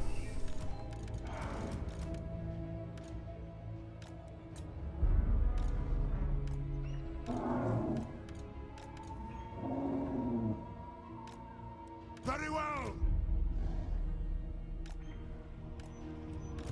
Yes.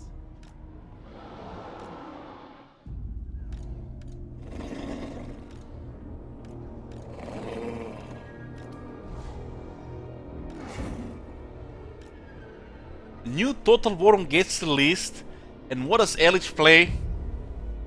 World of Warcraft. Forehead.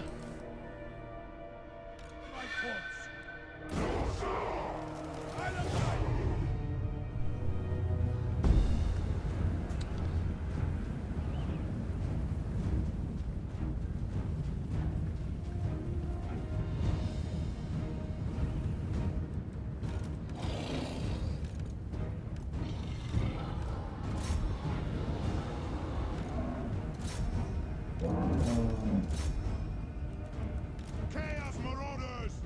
Moving!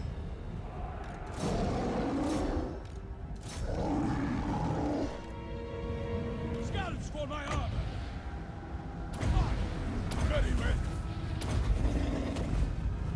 Incantation ready!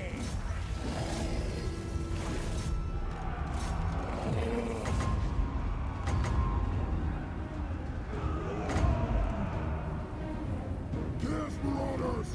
Going now!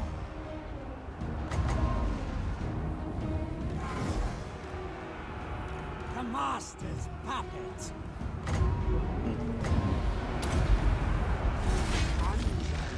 A killing! Bring us to carnage!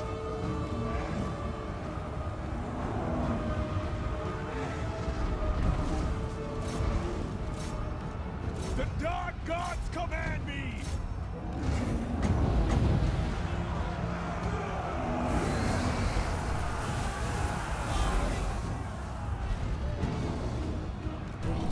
I've not played Three Kingdoms, so I Gods demand can't really say if I like it or not like it. Chaos Marauders.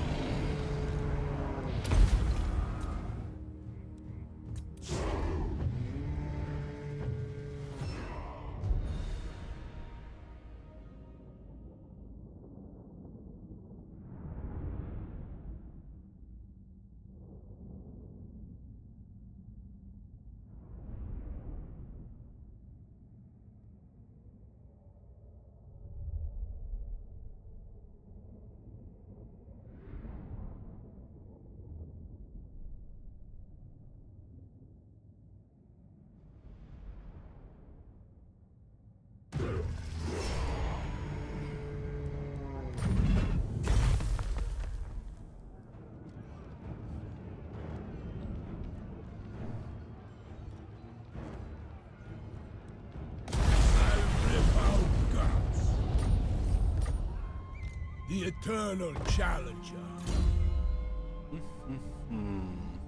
It's a 100-meter range. Can only be used on a lord or hero. It's like mount is not enough on. Clearly a multiplayer skill.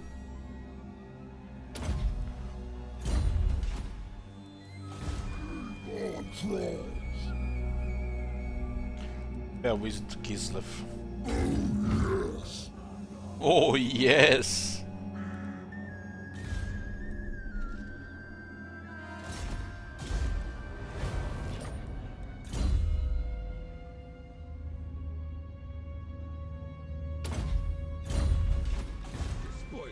ravage.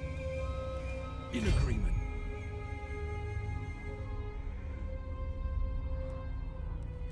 All the way. The hound compels.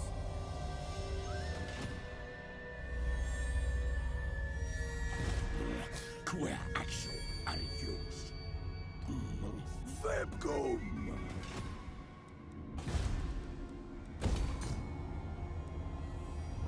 DayZ. I'd rather go play Fortnite than DayZ. That game was so long in early access. It's like people forgot about it.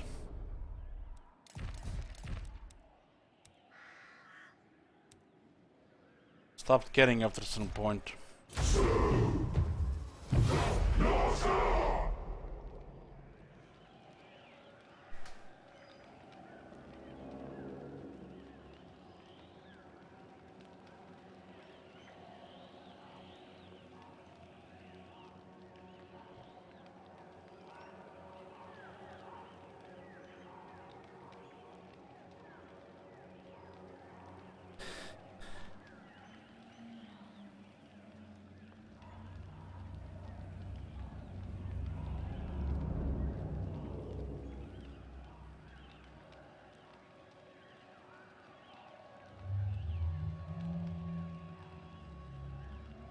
Let's talk terms. But within it.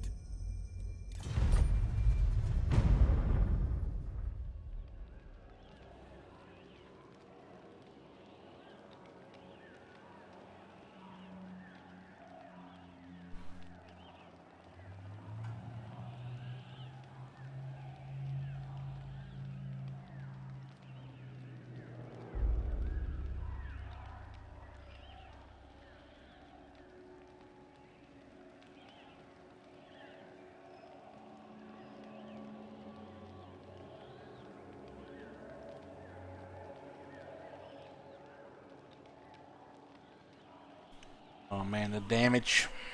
Almost there. Almost there. Longer hulls. Immune to high seas attrition and income for 6 plus 10%.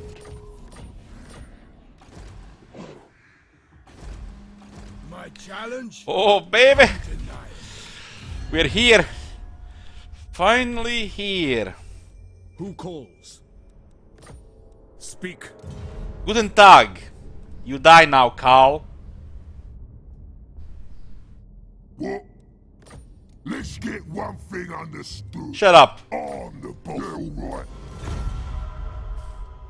I'm listening. Offerings. Death. Lightning strike the force outside. And then the Sek Aldorf occupy next turn.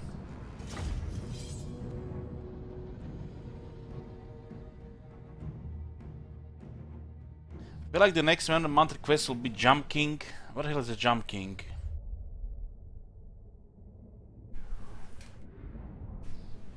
Also, guys, since you're mentioning new games, have you guys seen Dota Underlords? It looks like a mobile game, but it's still auto chess. Looks fun. The inescapable one. What are those? Regular Demigriff Knights and halberds. Let's do things proper here.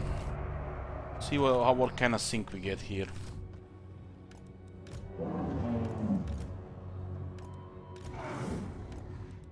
We're gonna get into a real battle and we're gonna miss the timing. A bloodbath awaits.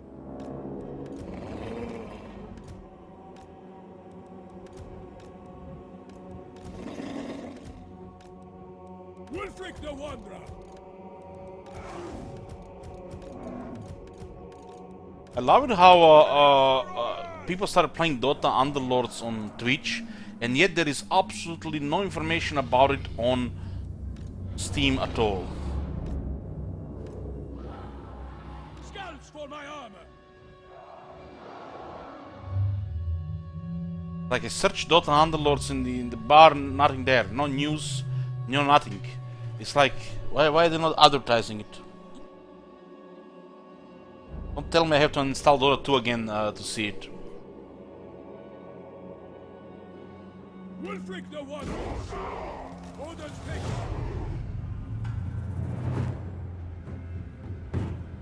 With speed!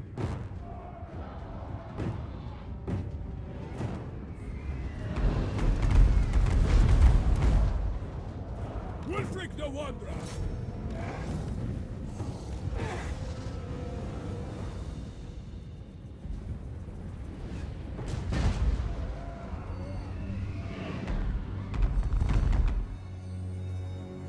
Wulfric the Wanderer!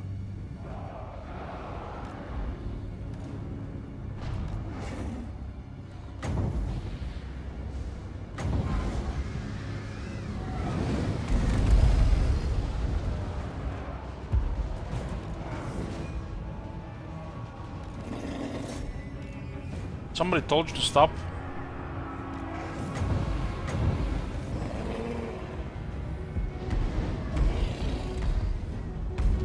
Where's the enemy?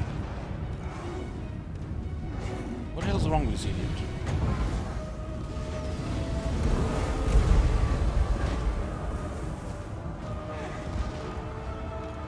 They will Does not get much better than this. The master's puppet. surpass the orders! Shame on sorcerer. Chaos Marauders! By God's call!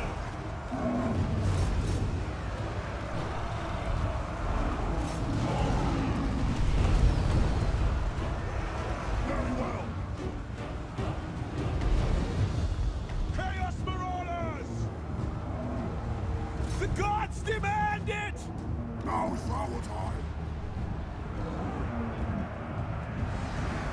Chaos Marauders! Wulfric the One!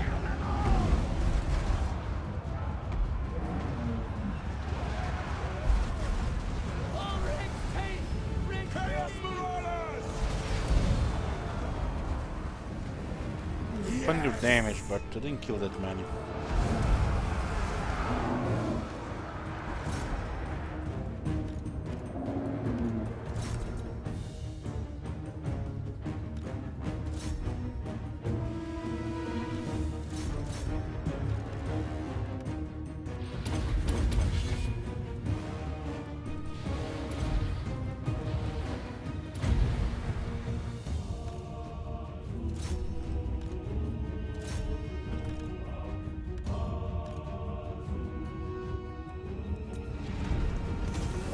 You only have a 20% damage debuff.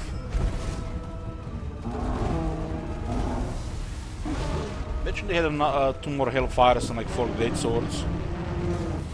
This is a lot of damage they did. Just one Hellfire, Hellstorm.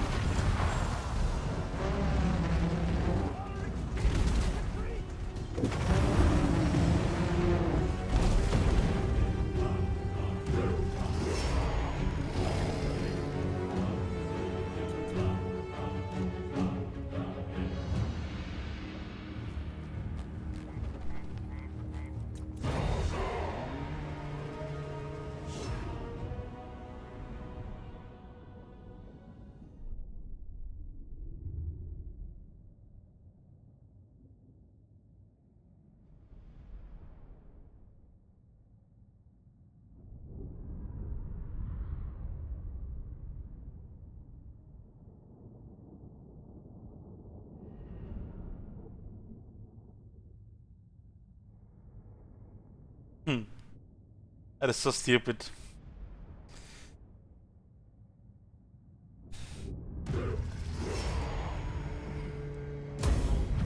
Where's my next one? Brass Cleaver, that's a pretty good weapon for this guy.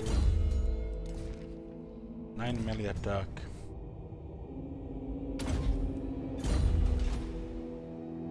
Champions fall.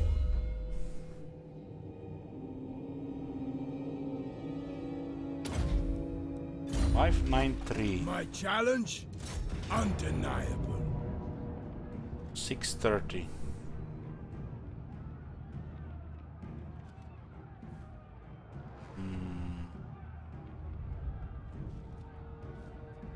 These guys have still only got rank 7. What the hell?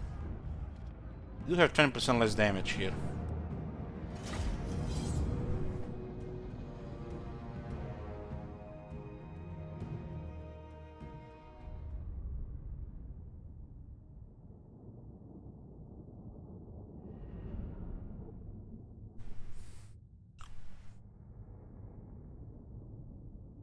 4 handgunners, huh? See if they're gonna face us. Wulfric the Wanderer! Wulfric the Wanderer! Shaman sorcerer! I'll put 2 mammoths on in each gate. Right side will have the skin wolves.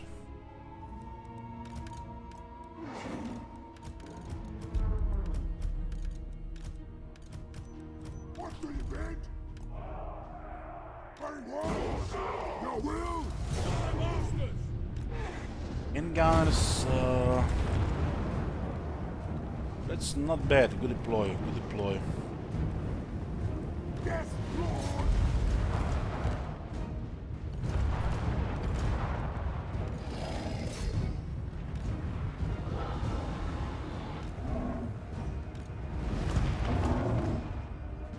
Wulfric the Wanderer!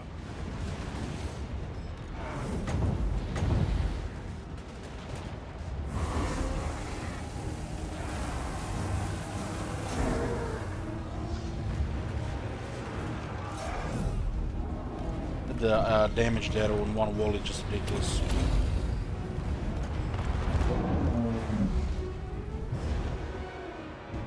Chaos Marauders.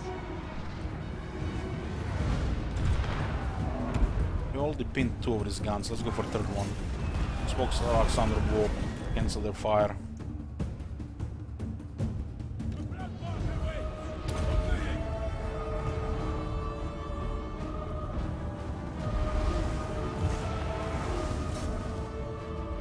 Wulfric the Wanderer! Chaos Marauders. Quick! Charge them!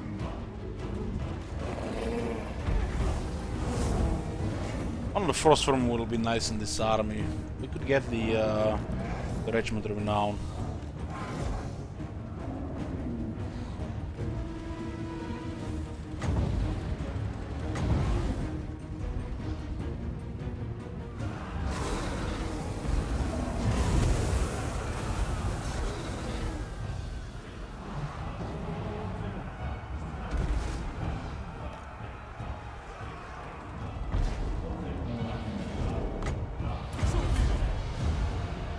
I've seen death.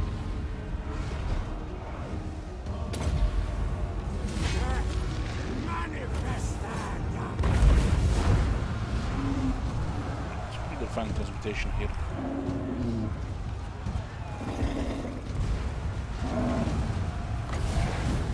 Acknowledge! The tank shooting there as well.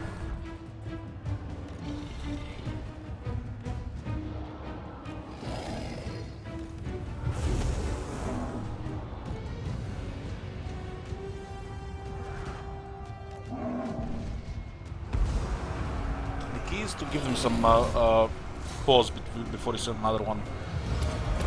They don't get stuck.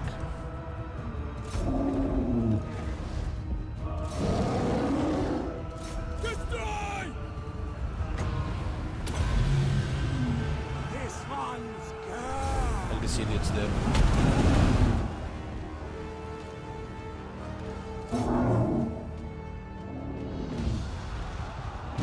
These guys somehow managed to go through faster than the skin wolves. They used the warrior intercept. Now is our time! Chaos Marauders! Orders taken! Leading! Stop them!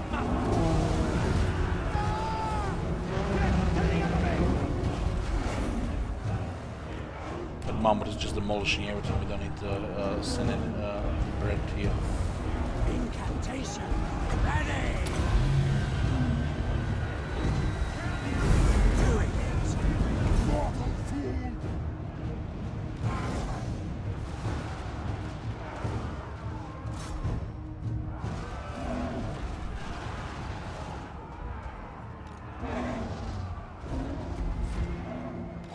What happened to that cavalry unit? Dead!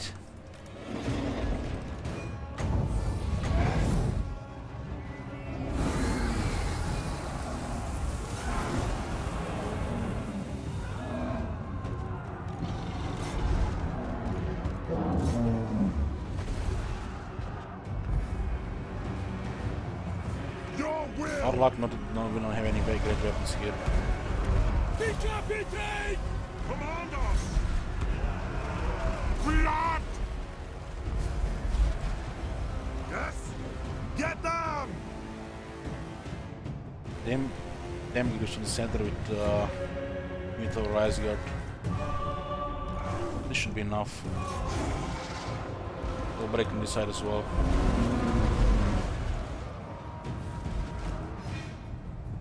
Fight!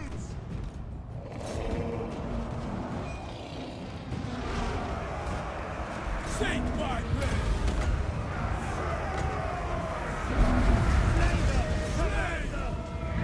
We'll fix the one! Wolfric can deal with a tank.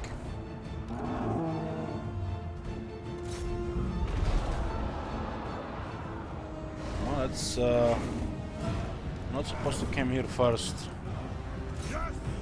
Just have to apply minimum pressure, the center will break. I shall break them.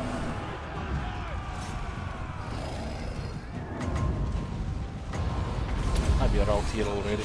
Shamanic death!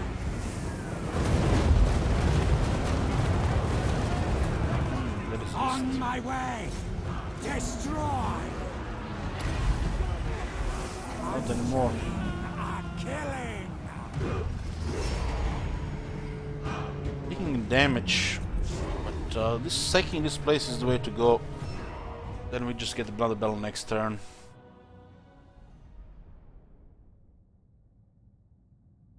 Is there not another option to loot and occupy?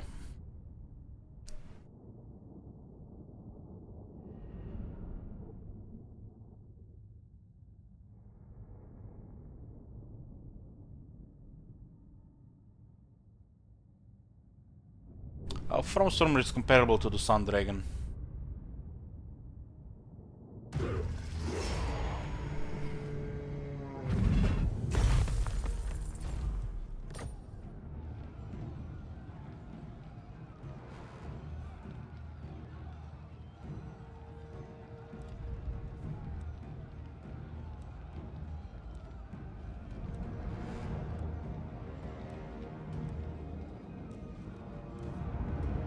As good as dead. This is hard to decide, man. Very hard decision to make. 48%? Does this look like 48% to you? Drown them in blood. The eternal challenger. Yoo-hoo!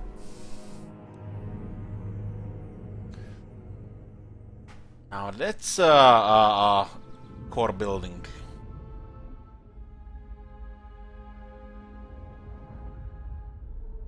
That's a core building. Global recruitment duration is 1 turn for all units.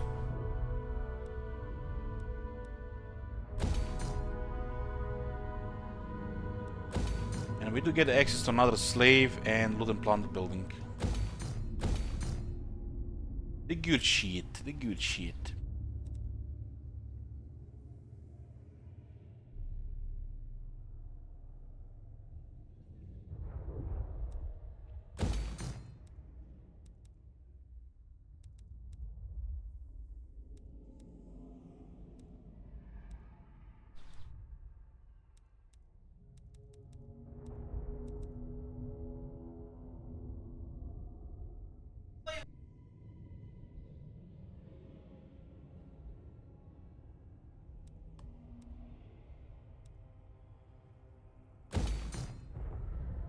I'll get this for replenishment. Then the rebels. Get a chaos corruption. Yoo-hoo Kislev. Hey Manuel, thanks, Kislev. World War. And now we can take the secrets of steel and magic. But it looks, it seems as in Warhammer 1, you have to wait a little. Speak.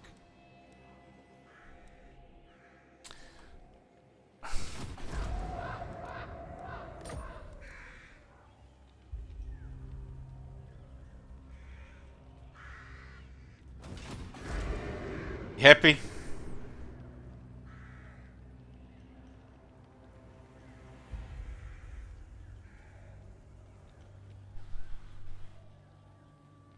You have 8. You can use. You still use 8.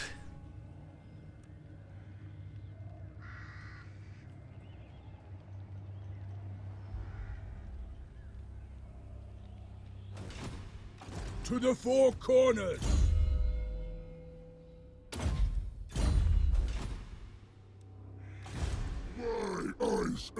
Well, it could be worse. It could be Alt F4 Dorf. It could be worse. Always worse. Move! Overrun the world. Marauding. Accept.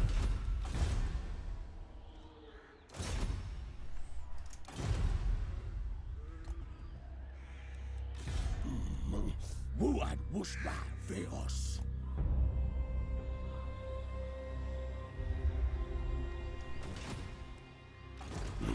Queer actual, I refuse.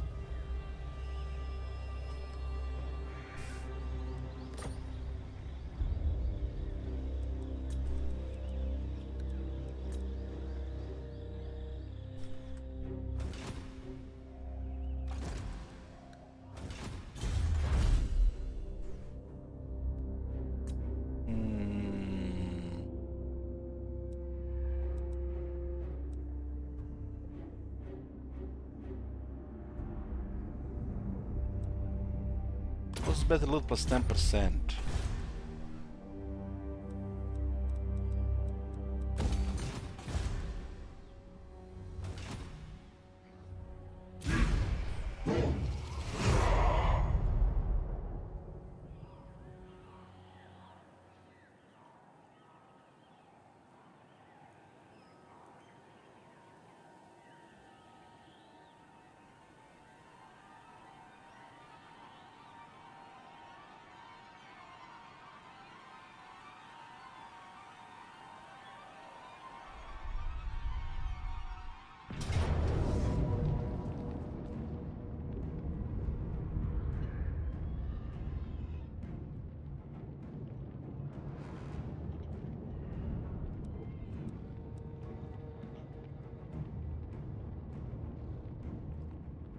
Got Volkmar in range there.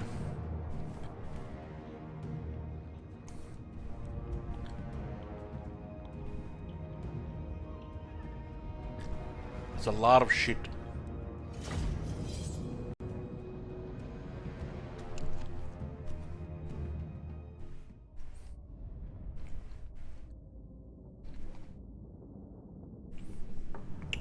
No replenishment. Feels bad, man.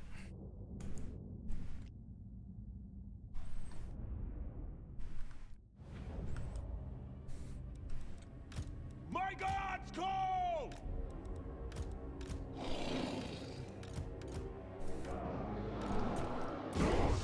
Obeying!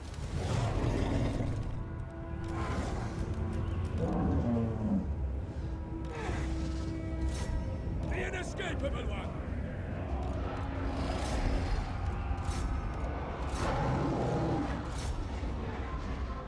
Chaos Marauders! That's what the masters beg!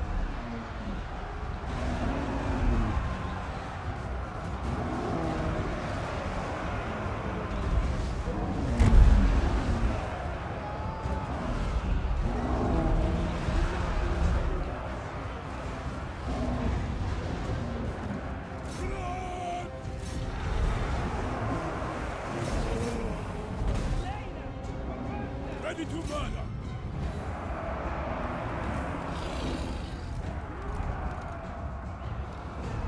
We'll take the one!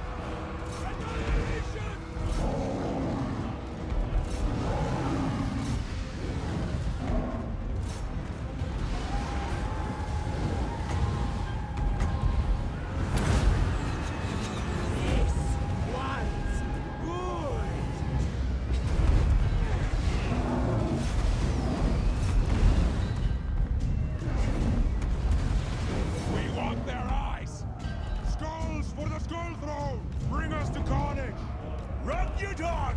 Ha!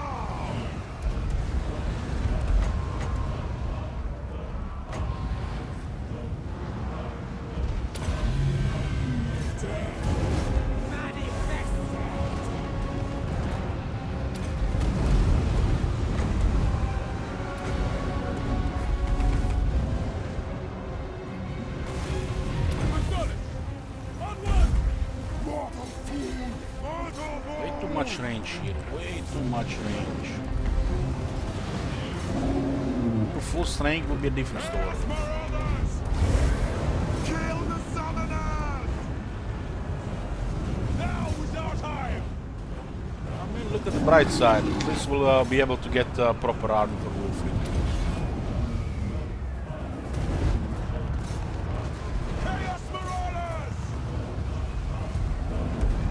Even the mammoths are getting killed there. Can't even go after those windmills. Retreat! I hear you! Charge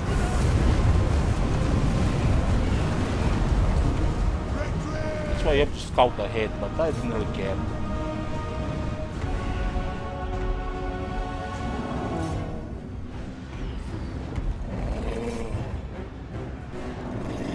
Volkman was somewhere in the range with a big army.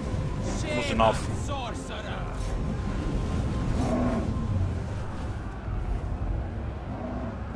It's only the shame for the heroes, but we'll get the Frostworms instead. Oh, everybody's gonna get killed here. Retreat!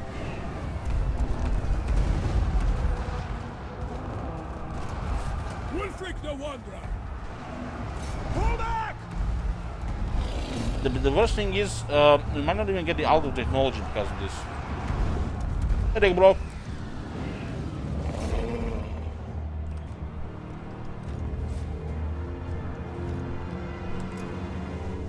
Pull back!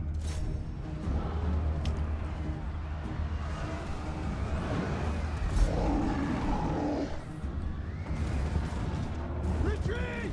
Positioning! You have to go around the Aldorf before you attack the Aldorf. But this shit can always be close. Lambs to slaughter! Can't start the Aldorf attack on the next turn.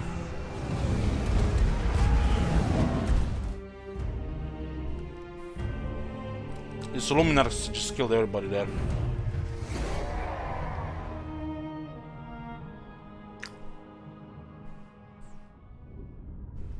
Campaign was going pretty good until now.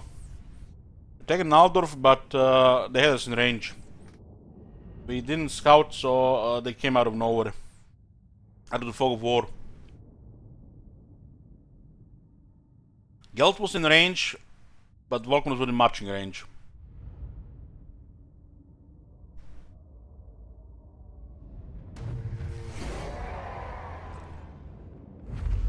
This we can go now for proper Marauder army. Didn't get to see my champions though, the Berserkers. They had this in range of Aldorf. This was the outside. This one was in marching distance in fog of war, and this one was close. You know, you can expect something like this, but this is just bad luck to have this in range. Especially when you lost over half the army in the siege in the first place.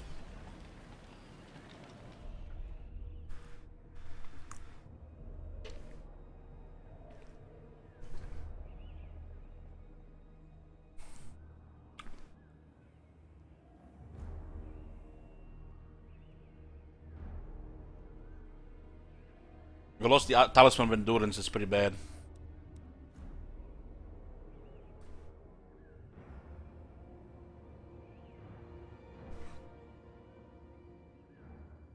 It's like a 9-turn setback for Wolfric. Well, shit happens.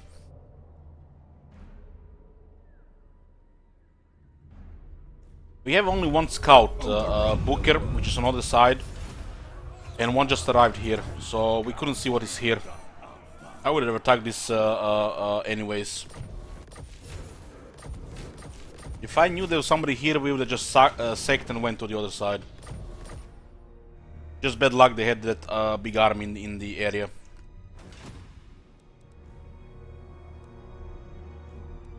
Slaughter the sheep. Ulfric will be back in 4 turns. Your will.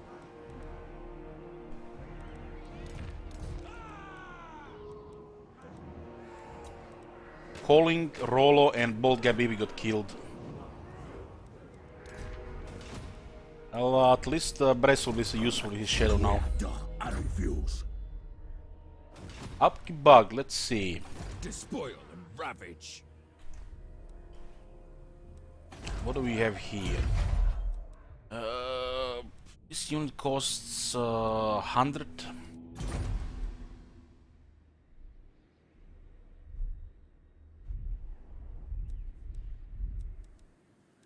It's definitely frustrating that shit happens. We're taking a lot of damage because look at this, we had a buff, minus 20% damage. So a lot of damage is stuck in the city and that army outside the city. And that full doom stack close to reinforce. Just bad luck. It happens. Battle time is feeding time. Rook hears you. Yeah. Slaughter the sheep.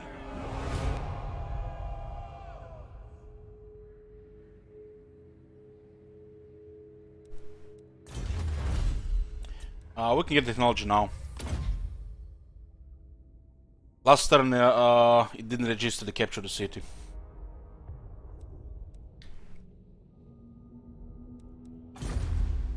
Chieftain of the tribe. So we had 20% less weapon strength, 10 less defense, and 10 more attack. That's pretty bad for the siege battle. Take what's theirs. If we did taken 1 turn of replenishment there, we would have been fine there. We still lost most of the units in the battle.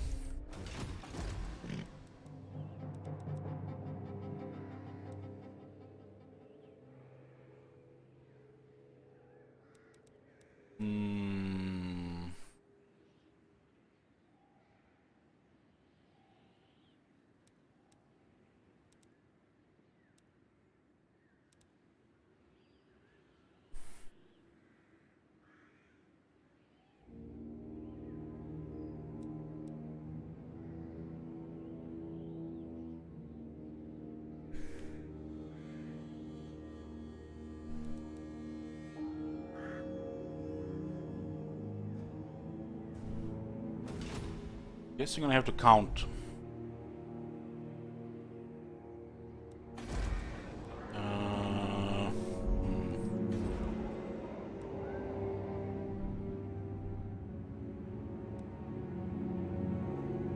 One, 2, 3, 4, 5, 6, 7,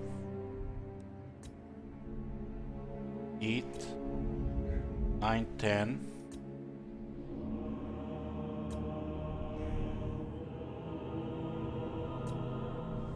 11, 12, 13, 14, 15, 16, 17, 18, 18, 33%, 43%.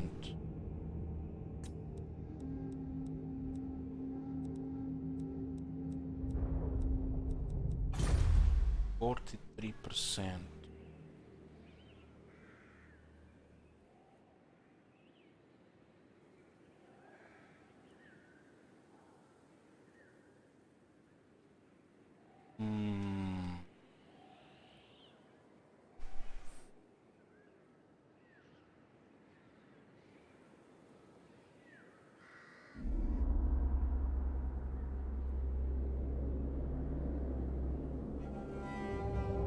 Our upkeep is increased currently by 40%.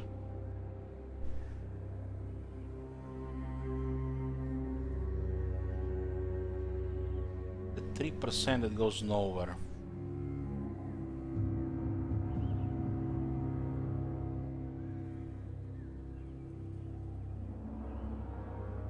No upkeep bug. Yes.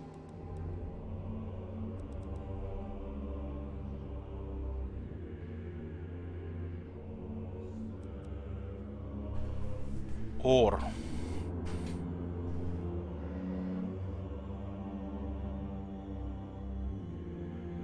10, 15, 43.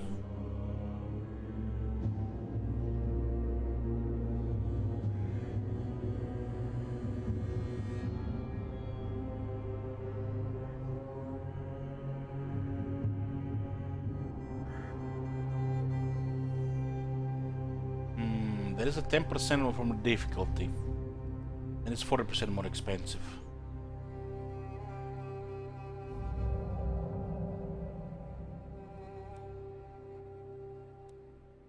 I'm missing a percentage somewhere.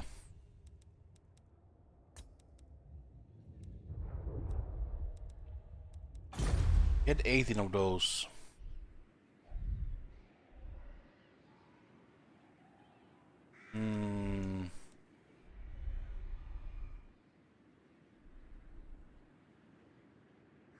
The upkeep should be increased by 40%. 30% from supply lines and 10% from the difficult. That's 40%. And we reduce it by 43%.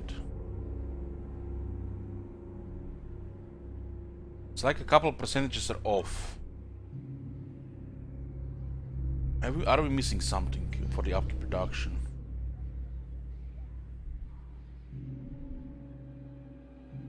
Something faction-wide.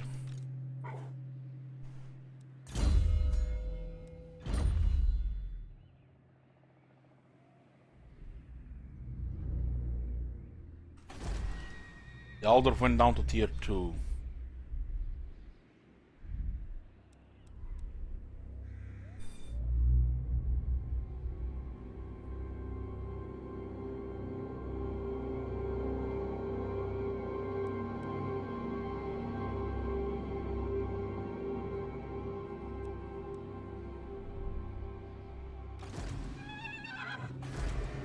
Enslave the Southerners. Okay.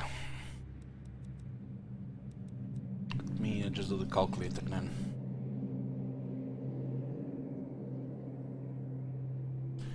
So the original upkeep should be 140.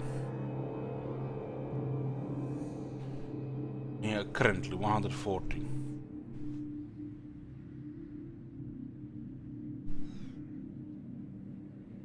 But we have 18, 15 and 10. 43%. Should put it to 97. Then 97 plus 15, 112. Upkeep bug is here. We got the upkeep bug.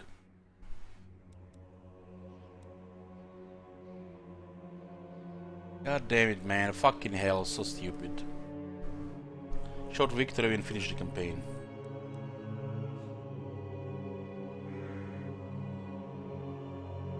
This unit is supposed to cost 140, we reduce it to 97. And 15% makes it 112.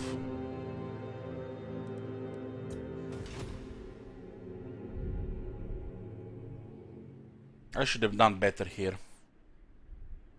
But there's nobody to scout and Aldorf was exposed. I think anybody would have done that attack. Those bastards had to be in range. Yeah, we have the upkeep bug, boys.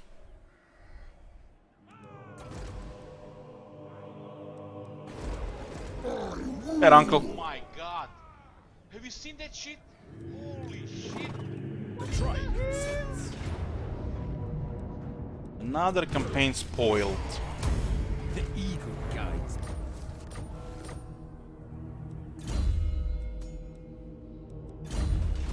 Chieftain of the tribe.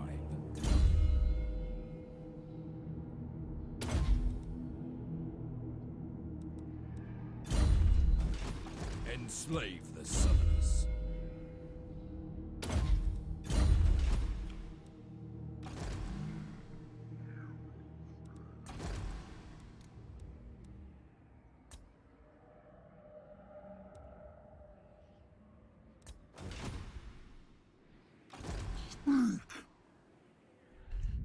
We should have sent 2 stakes with Wulfric, 1 stake with Wulfric here. Sending Wulfric there was so stupid. Just too risky. That shit eventually always happens.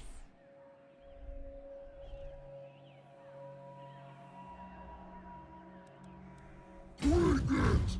No stopping me!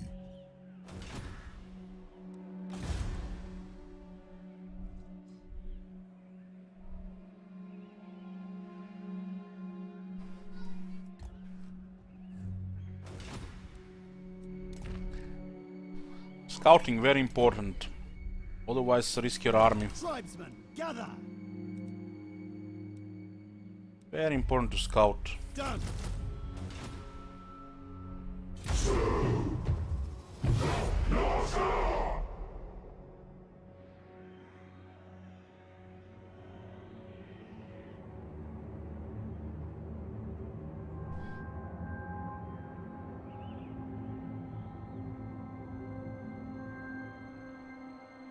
This is the 3rd time we get the upkeep bug since we discovered it.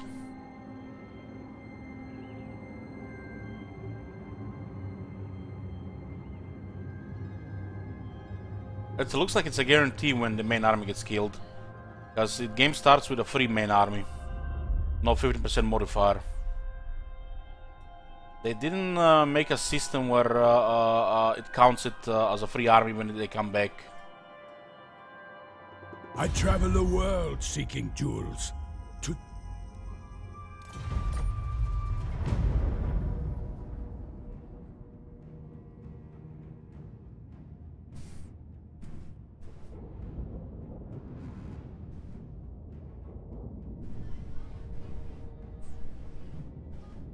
Does the bug happen when you lose Trog as well? No, it's only the starting army.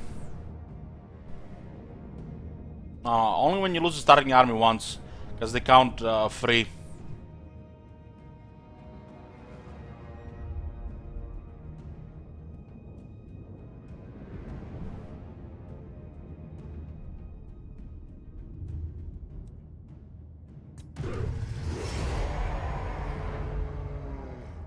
The starting army you get, you don't pay extra upkeep, but the moment they're gone, it's over. You have to pay for them when they get back as additional army.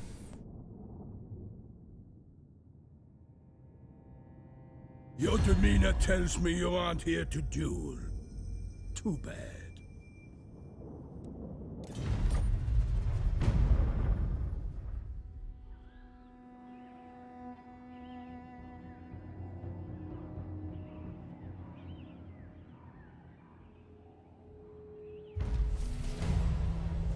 That defeat is definitely a setback.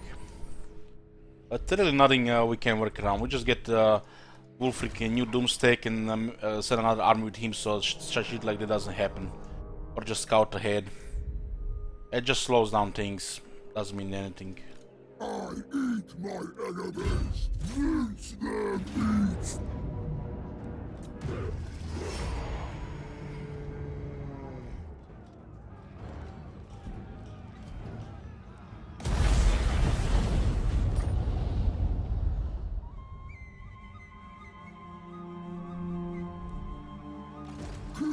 153 weapons training these units now, and we still have the. I mean, this is again, you know, such a bad way.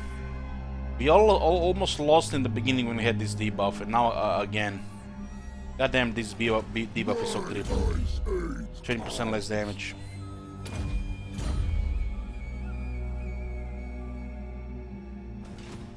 Despoil and ravage.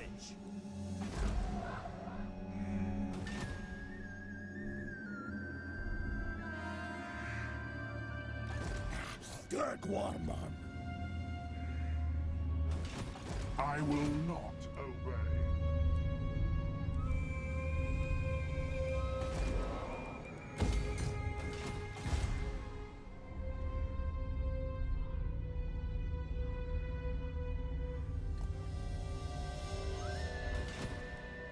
So we have to destroy Empire Bretonia and get victory settlements.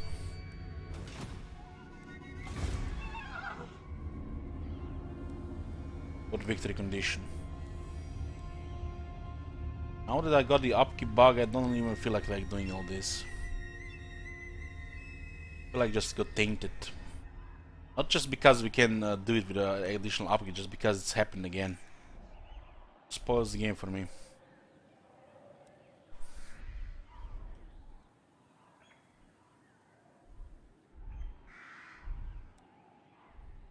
Erase the settlement. Tribesmen, gather. A certainty.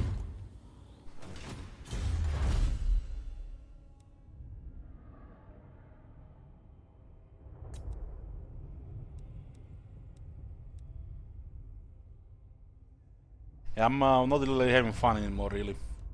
At all, when shit like this happens. I think we're just gonna stream Norsca today and finish the campaign today with it.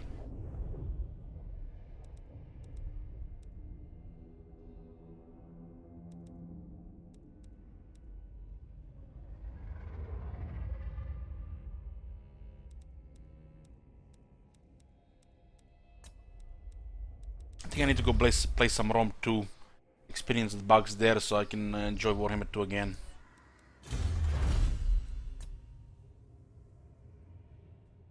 It happened in this campaign and the last campaign. What the hell?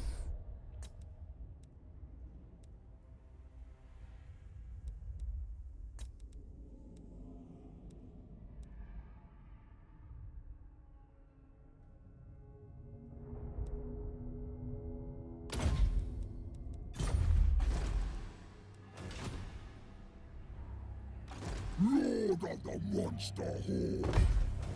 I mean, we just get Doomstakes and slowly destroy them one by one. The 15% don't really matter. But the fact it happened, you know, it's just annoying.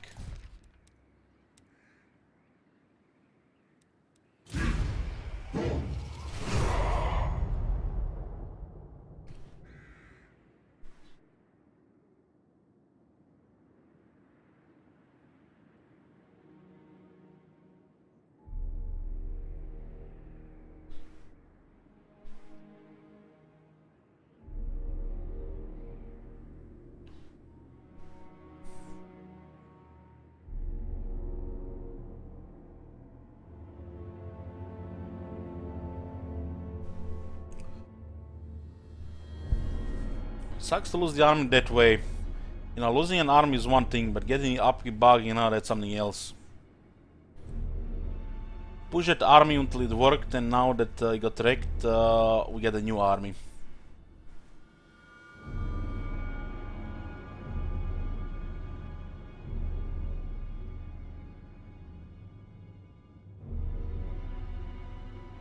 And I'm turning into legend. He's basically streaming a different campaign every few days. This might be, this probably is how he's coping with burnout. We're gonna end up playing just early game all the time now that we burn out on this game.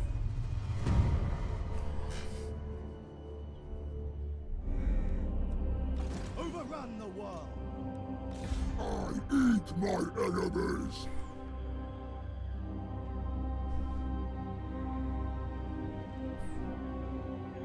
Absolutely not. Sorcerer inventor. Yes, yes.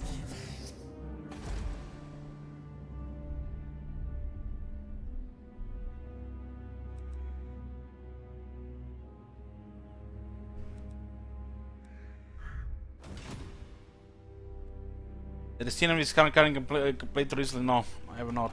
Dominate.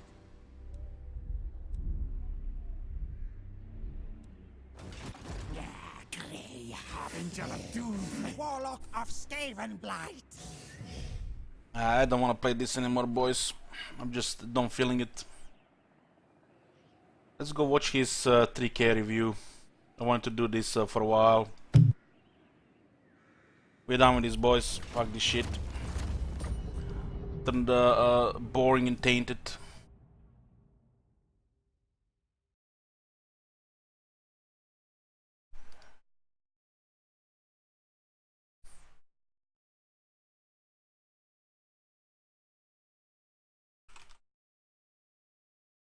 Legend of Total War. 3 Kingdoms.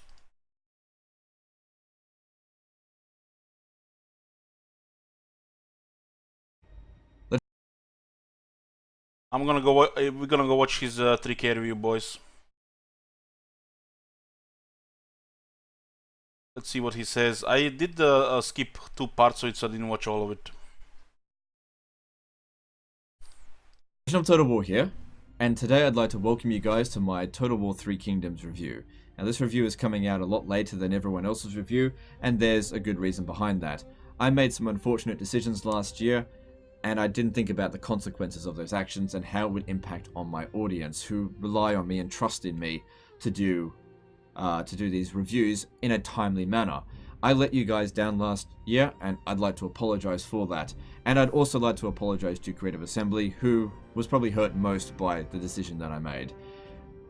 In many ways, though, the blacklist has actually been the best thing for my channel, because the biggest thing holding my channel back was actually myself.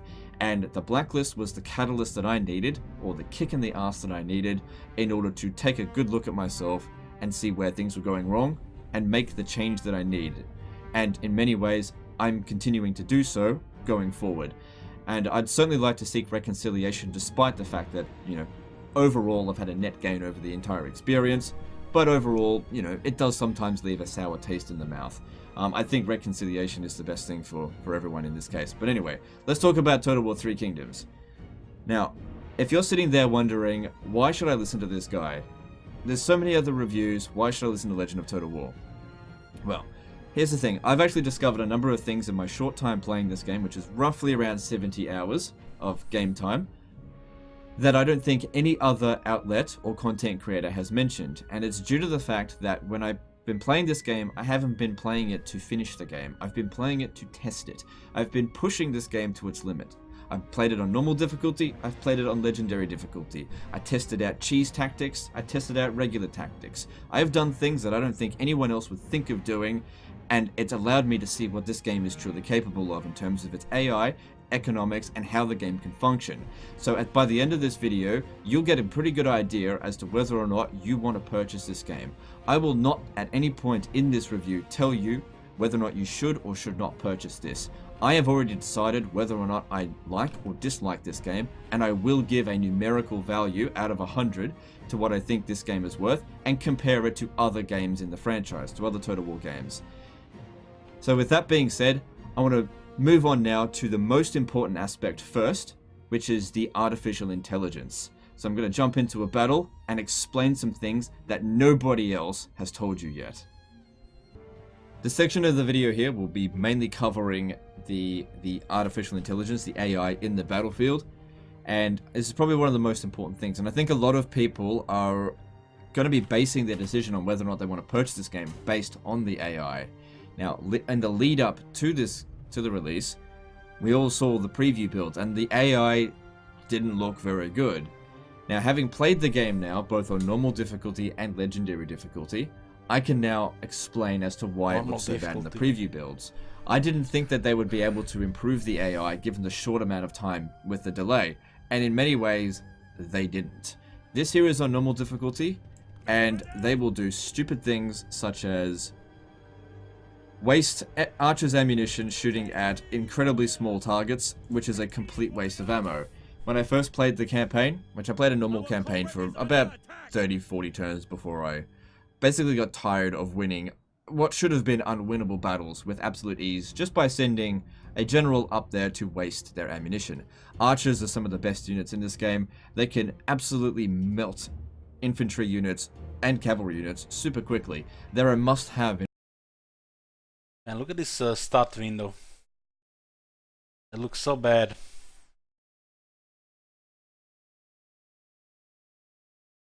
All of your armies, and if you can simply just mitigate the AI's ability to even have archers, it just made the whole game feel pointless. But then I played it on legendary difficulty, and the AI's behavior changed. So this here is the exact same battle, except I've cranked it up from normal difficulty to legendary difficulty. The archers still have their full amount of ammunition, and we're going to just do the same thing that we did before. On normal difficulty, we were able to waste their ammo, but this time it doesn't work. The AI actually prioritizes certain targets, and it recognizes that shooting at such a small target here with inaccurate weapons is a waste of that ammo. if I was to bring up a unit in testudo formation, they would not shoot at it.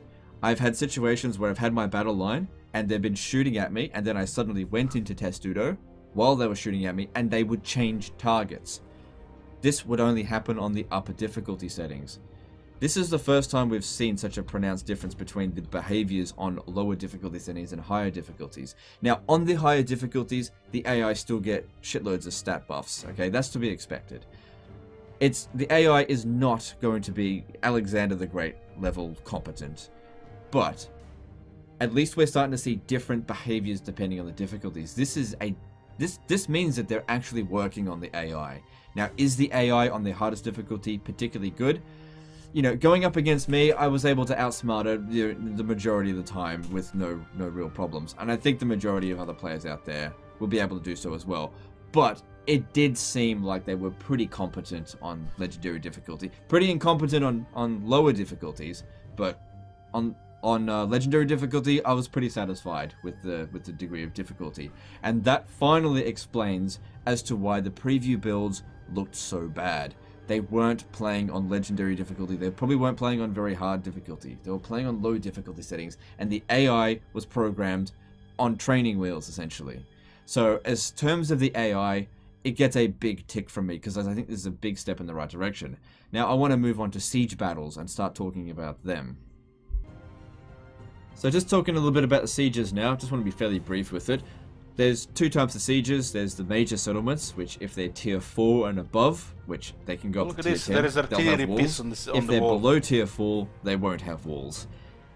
If the other minor settlements, they don't have walls, but they've got various different layouts. There's a fair number of layouts for the minor settlements. Now with the major settlements, it's pretty much just a square in every situation. It's not particularly large. And I don't think it gets it doesn't really get any larger the bigger the settlement goes.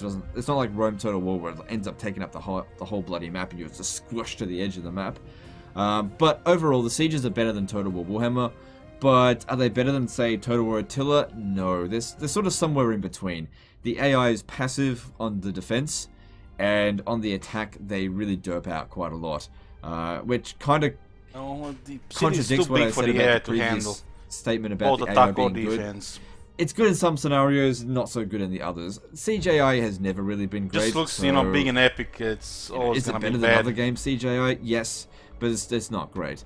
Now, in the lead up to the siege, what can you do to prepare for it? Not a whole lot. I mean, you can build either a ram or a sap point. There are no siege towers in this, and just like in Total War Warhammer, and I guess in Empire Total War, everyone carries their own ladder, or it's a rope that they jump up and climb up the wall with, which is fine, but we've seen, like in Rome 2 and Attila, having loads of different types of siege equipment, and even though personally I never really used them that much in the campaign, it was good to at least have those options.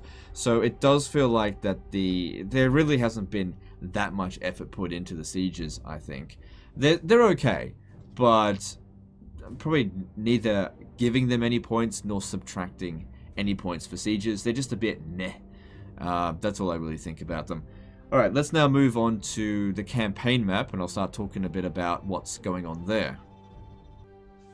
Okay, so this here is a campaign playing as South Sao. It's on legendary difficulty, and it's on around turn 71. So what I'll do is I'll talk about various mechanics from here, starting with diplomacy. So how good or bad is diplomacy in Total War 3 Kingdoms? It is excellent. I really can't fault it. If I was going to fault it, I'd have to be really nitpicky, to be honest. But basically, going through it just briefly, there's two ways to sort out diplomacy. There's the regular sort of negotiations, which, standard to previous Total War games, you click on the faction you want to negotiate with, and then there's various things that you can pick. Then there's Quick Deal. Quick Deal is great because it is exactly what it says. It's quick. It's quick, it's easy to use. What you do with this, it's the opposite. You click on the deal that you want to make, and it'll let you know who's willing to accept it, which is so good, especially when establishing trade agreements.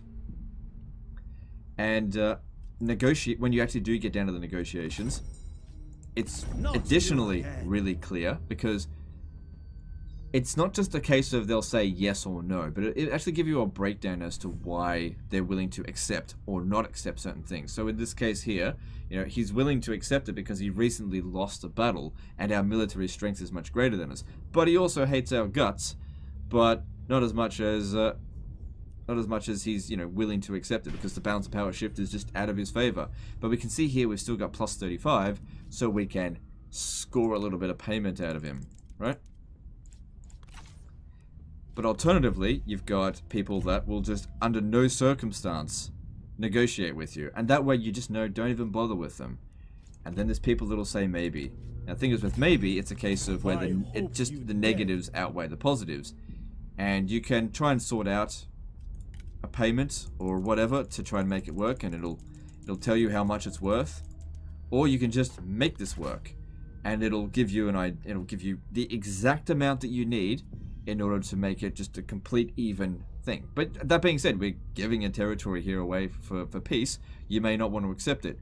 There's certainly other ways to go around it. Like, you can actually sell food, which is great. It's such a great addition to this game, because if you're ever out of food, being able to buy it off someone would really help you out. But I've actually found that it's actually really good to sell. In fact, it's so good that I had such an abundance of food at one point, and Yuan Shu over here was just poor as fuck. He was just out of food, and he had this settlement here. And I was like, I'll just see what I can get from him at by selling him some food. So I sold him, what, 20, 30 food over a 10-turn period, and I managed to get this entire region off him, you know, and all I had to do was give him some food for a short amount of time. Now that might seem like, oh yeah, now there's loads of cheesing in diplomacy, but you gotta understand as well that he was out of food, he was starving, and you can check to see when they're out of food. So people who are desperate for food are more likely to negotiate for food. People who are poor are more likely to accept monetary deals. And that's really reasonable, because it's supply and demand. They need something, you give it to them, they're willing to give you something that they probably don't feel like they need, but you actually want. It's really good. Now, the other thing I want to talk about is alliances, right? In previous Total War games, I've never... It's like in TV show Rome, when Octavian asks Antony for more shipments of grain from Egypt, and in exchange he gives Carthage in Spain.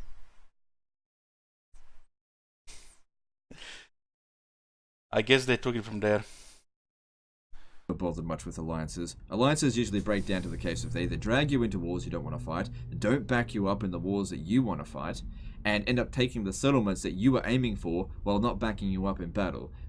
Overall, really nuisance people. I usually just stay away from them. But in this, it's much different. You'd really want to get a coalition early on, because the main thing is that the AI, at least on legendary difficulty, is very aggressive on the campaign map. If you are seen as weak, if you don't have enough people backing you up, they will swarm you. And so getting a coalition nice and early, what that'll do is just make sure that people are a little bit more cautious before declaring war on you. They'll still do it, but you'll be able to drag in other people to come and help you. Now, they'll drag you into certain wars, but with a coalition, it's a non-binding contract. You don't have to accept it, and at least you've got the sort of overall strength, because their strength is added onto yours. If we have a, let me see, if I go to negotiate,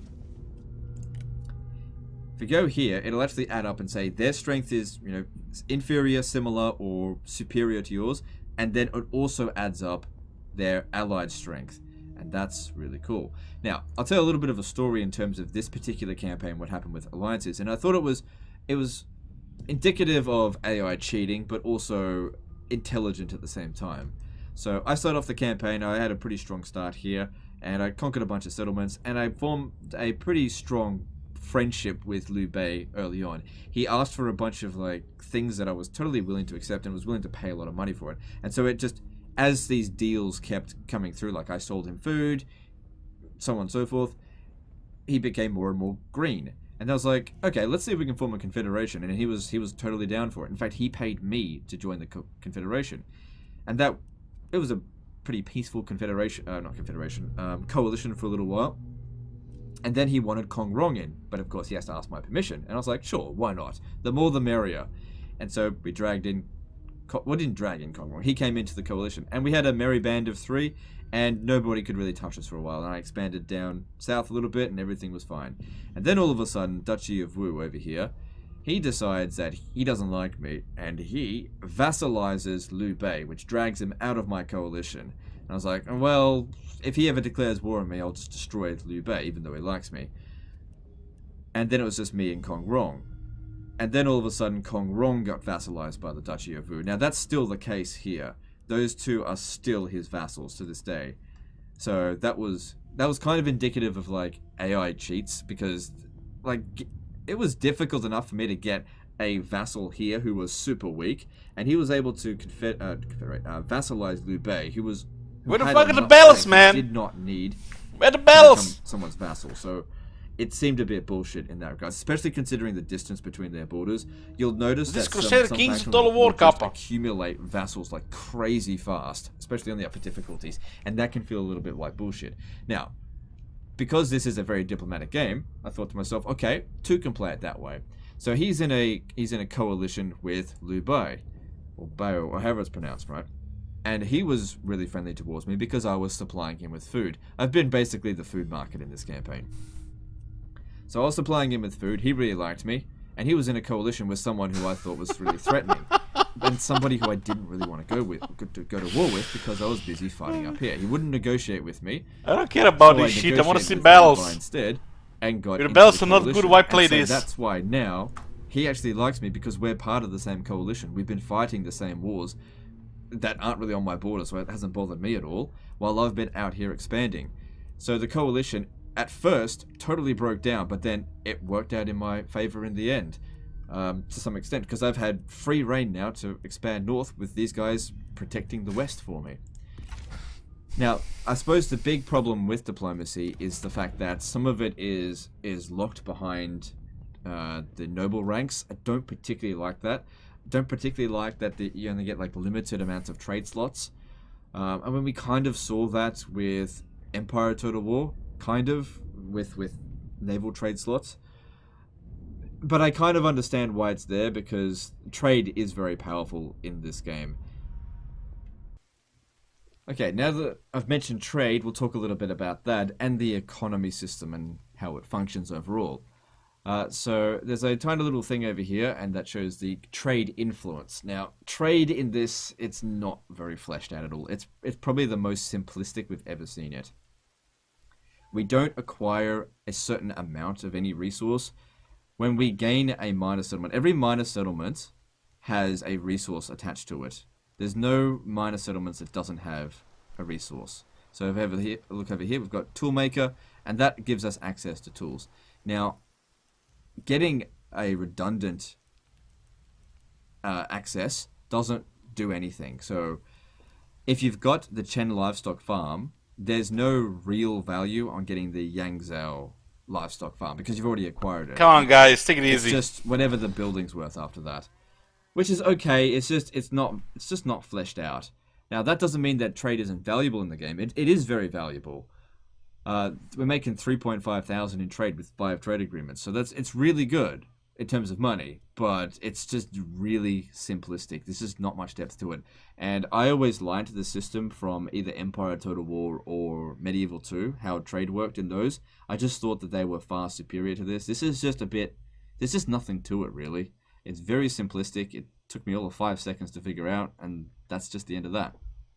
Then we move on to the actual settlements themselves and how much money they make. So population returns in Total War 3 Kingdoms, which is great. It's great to see it finally returns. I've been asking for this for ages, so I don't want to hate on it. But at the same time, it is a little bit dull. Because in Rome 1 and Medieval 2, the economy system of settlements was based around your population. The more people you had, the more taxes and trade that it would benefit. And then buildings would provide a modifier. But in this, it's the opposite. Buildings provide the base income, so you can see here 130 base income from peasantry, and then population provides the modifier. And I just don't think that that's a superior system. In addition to that, the way population resolution is this? I can works, barely it's see anything. very static. In that there's various things that It's 1080, increase it by but a it set looks amount. like it's much smaller. It doesn't grow organically. you can have settlements potentially have 0 people in it, and then because, you know, they starve or whatever, and then once you fix the problem, because of the buildings or whatever that you built, suddenly it grows by 100,000 a turn. It's just weird. It's just really weird how it works. So it's a bit nonsensical. It's functional, but it's nonsensical. Legend might be playing on a bigger resolution. Rework this a little bit more. Maybe in other Total War games. I think it's fine for this one. Look, to be honest, I'm just happy to see it return. And it certainly feels good to have provinces knowing that at least there's people living there now, as opposed to it just being buildings. Booker, how much time is one turn?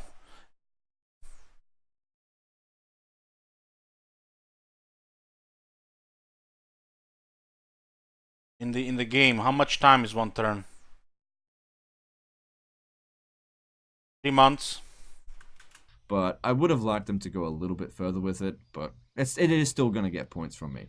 Overall, the building system as well is really dull. They've basically taken it straight out of Thrones of Britannia, in that you've got these minor settlements here. They're just more like assets.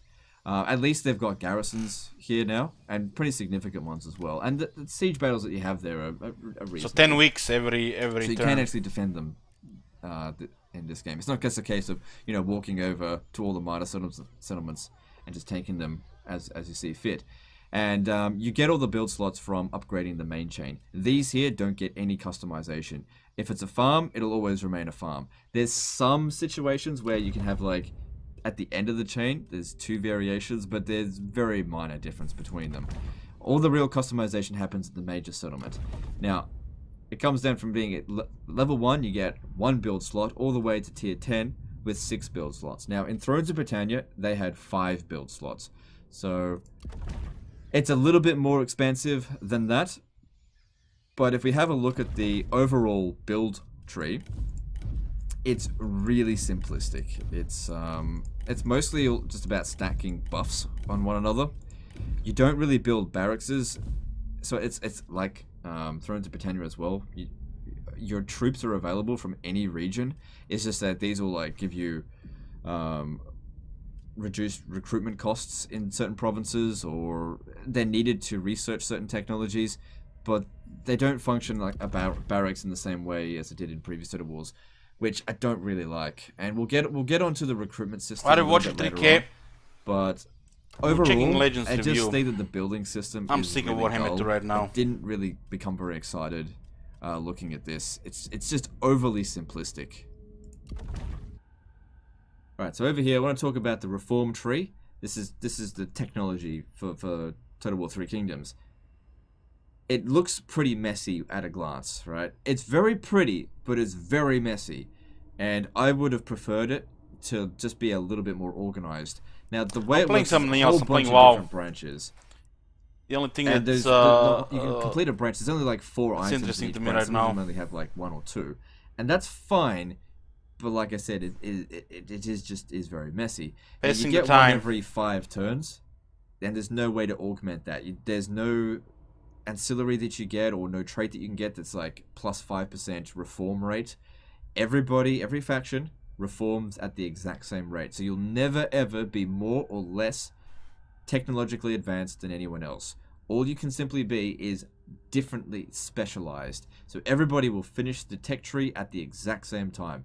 Don't have a problem with it. It's just a bit dull. That's all. Very simplistic. And in a game where they've made such big leaps in some areas, this is just a sideward step. It's neither good nor bad. It's just a bit simple, and I was expecting more. That's all. The next thing I want to talk about is the undercover network.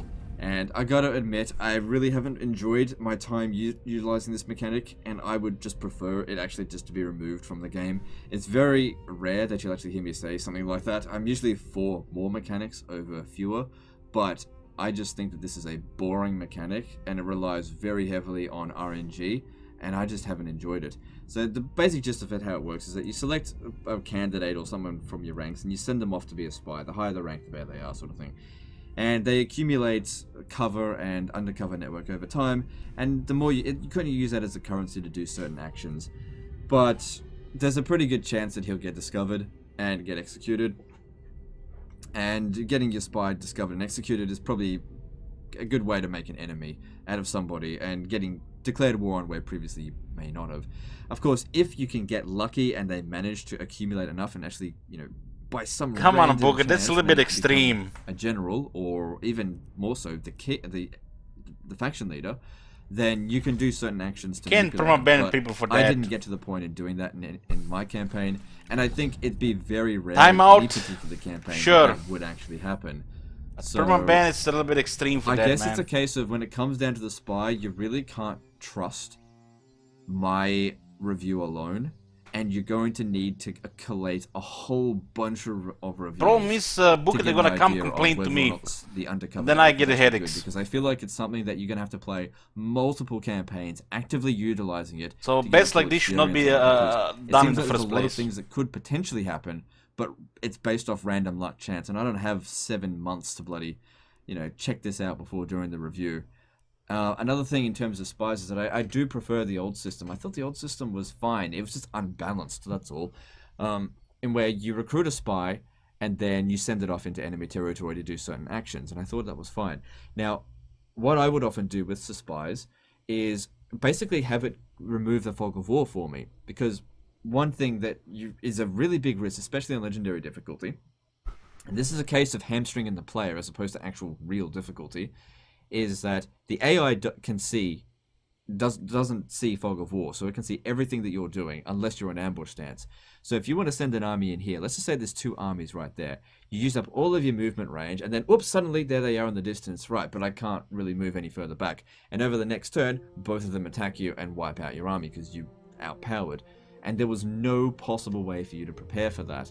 That is irritating. Now, that doesn't necessarily happen very often, but it can happen, and there's nothing you can do about it because you can't utilize intel on the map. And I think reintroducing spies into Total War game in the previous capacity, it should come back that way. That's what I think. So overall, I'm not giving this particular mechanic any points because they've stripped one mechanic to give back something that seems good on paper, but it was a totally forgettable mechanic in all of my campaigns. It was not an enjoyable part, and in my campaigns going forward, I won't be utilizing that mechanic much at all. Only use it as a bit of a side joke, and oh yeah, we'll put someone as a spy and we'll just see, but don't rely on it. So it just seems a bit disjointed from the rest of the campaign, which isn't good. It should be interconnected with other things, like the way diplomacy is. It's connected to everything. Anyway. Next thing I want to talk about will be the family council. Okay, so this is a summary of all of the characters that are within my court. There's a battle, boys. Our Ahead. leader, there's our faction. It's coming. Various, what's it called? Positions and administrators.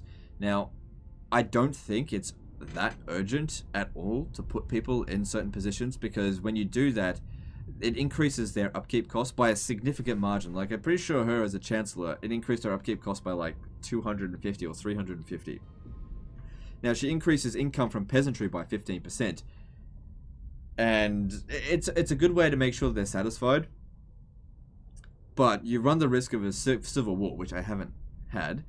And you get situations here where it's very messy in terms of who likes who.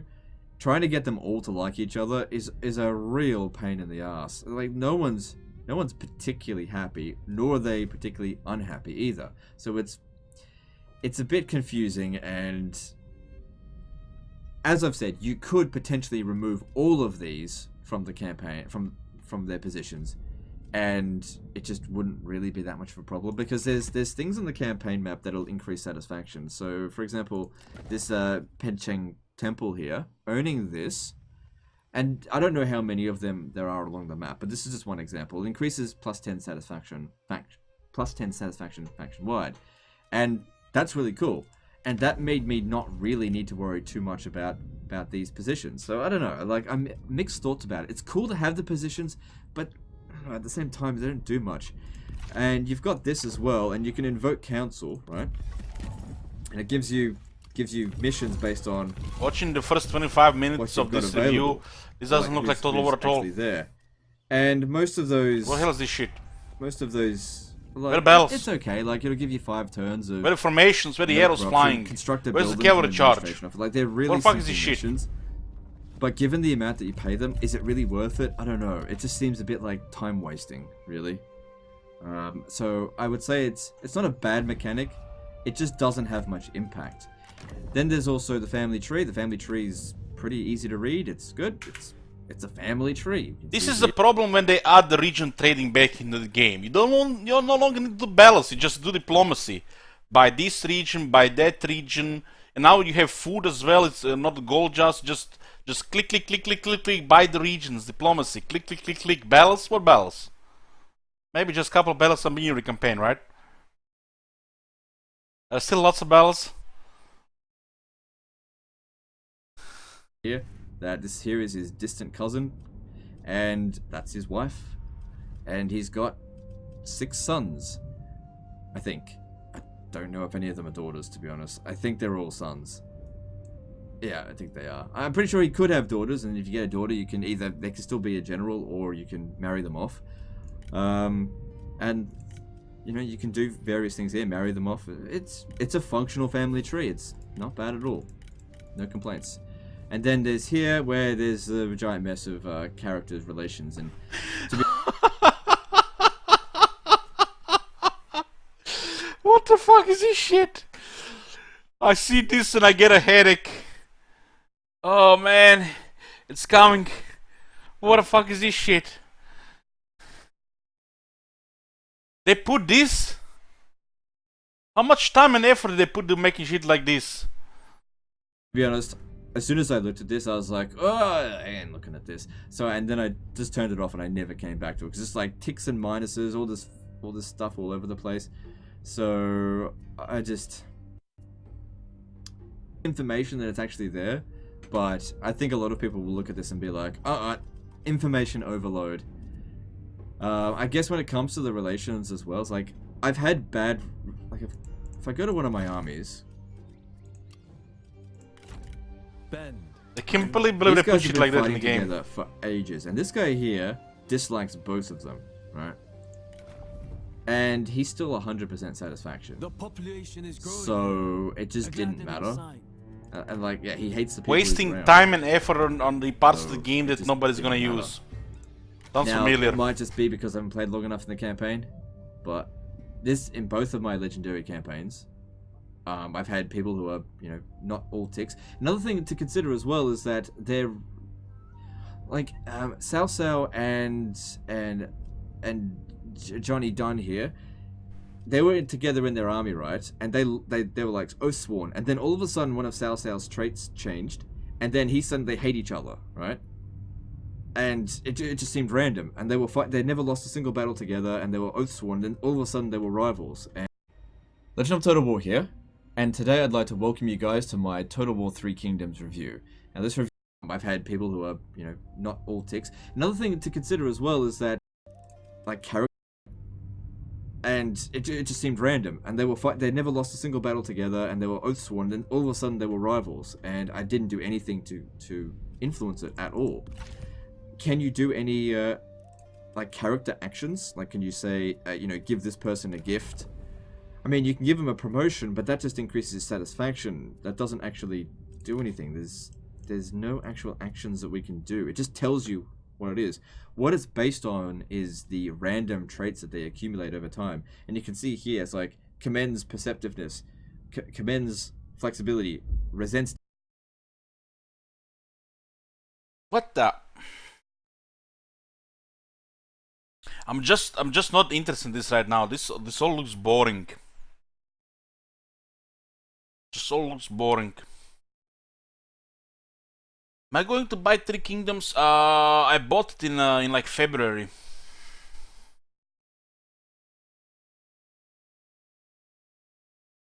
Commends perceptiveness, commends flexibility, resents discipline. It's just okay.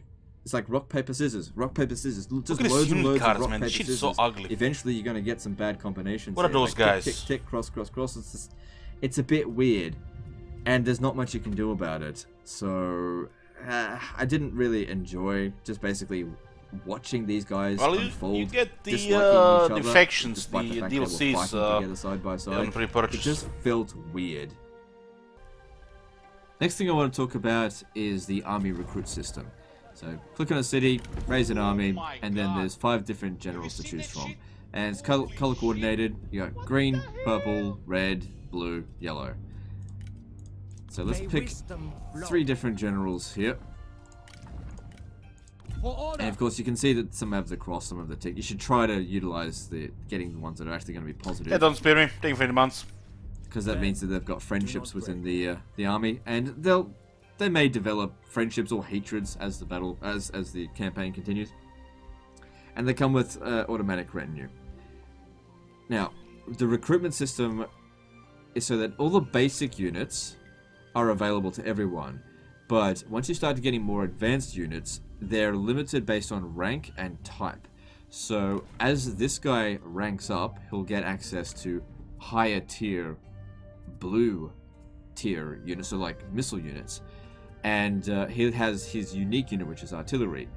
No one else can get access to the artillery or the crossbows as far as I'm aware. Now if we have a look over at this dude here, he's got access to 3 units of cavalry, so one of them's the blue unit's not able to utilize. And this guy here, he can get access to superior green units, and so on and so forth. Pretty self-explanatory. It's okay, but it's a little bit restrictive. I do prefer the older Total War style where you recruit a general and there's a barracks in the area and you recruit from whatever's available in the barracks. Even the Thrones of Britannia system where you recruit from a manpower pool, even if it's from a global... So it's the red guy cavalry, the green guy is the battle line, and the blue guy is support. Pool, I think, is actually better than this, because once you get on the battlefield as well, because of the way the UI is structured, like, it's really messy, and I just don't like the system, pure and simple. I prefer the older system. I think that this just takes away a little bit of the control from the player. I don't have a problem with like manpower limitations or anything like that, but it's just overly messy. I just didn't like it. Okay, one of the last things I want to talk about is duels. Now, one of the big selling points of this game is dueling. Here we go, boys. What we'll do here is we'll showcase a duel. So that enemy commander over here is the beginning of a Sao campaign. We hit duel and we can see that this guy is willing to do it. If he wasn't willing to do it, it would be grayed out. It'd either say he doesn't want to duel or can't duel. I believe only the strategists can't duel. Everyone else can. Generally speaking, the green dudes, so the champions, are the best duelers, with the exception of Lu Bu, who is the best dueler in the game. There are some red duelers that are better than green ones, but most of the time the green ones are the best. Anyway, so we hit this. We can see here that the relative strength is negligible, which means we're probably going to win. Although, really, if it says negligible, it really is definitely going to win. And if we win, we get 25% of our hit points back. Now you can use this to, knock off the enemy general and restore the health of your guy a little bit, provided he doesn't, take 25% health. Anyway, let's get the duel started. I must prevail. And I'll talk a bit more about it. So that guy's going to come in. Now, in the preview builds, we used to see that there was a like a big collision bubble that would form around them. Now that doesn't happen anymore. There's still a little collision bubble, but it's not like a giant one. So they'll go off and do their thing, and they'll have abilities that you can use. So this one here will do 3.8k splash damage, right? So, which isn't a lot, but I believe there's an ability that can do like 15,000 damage. It did say here that our strength versus him was negligible, so he's much weaker than us. But one thing that you can do, you can interfere in a duel, which is alright. But one thing that you can do to interfere without actually interfering is using your buffs. So I could do this, and it will actually increase his melee evasion there. So you can totally stack a whole bunch of buffs on him. Even if he's not participating in the duel, he can be improving them. So that's just something that you can do. Now, what do I think about duels in general? Honestly, I'm not a huge fan of them, and I can understand them being in this game, so I don't think it's necessarily bad. But I really don't want to see them in a Total War game. I do not want to see this in Warhammer 3. So I feel like it's fine that it's in this game, but just this game specifically, I don't want to see it again. Just to reiterate that point. I feel like Legend of Total War here, and today I'd like used to see that there was a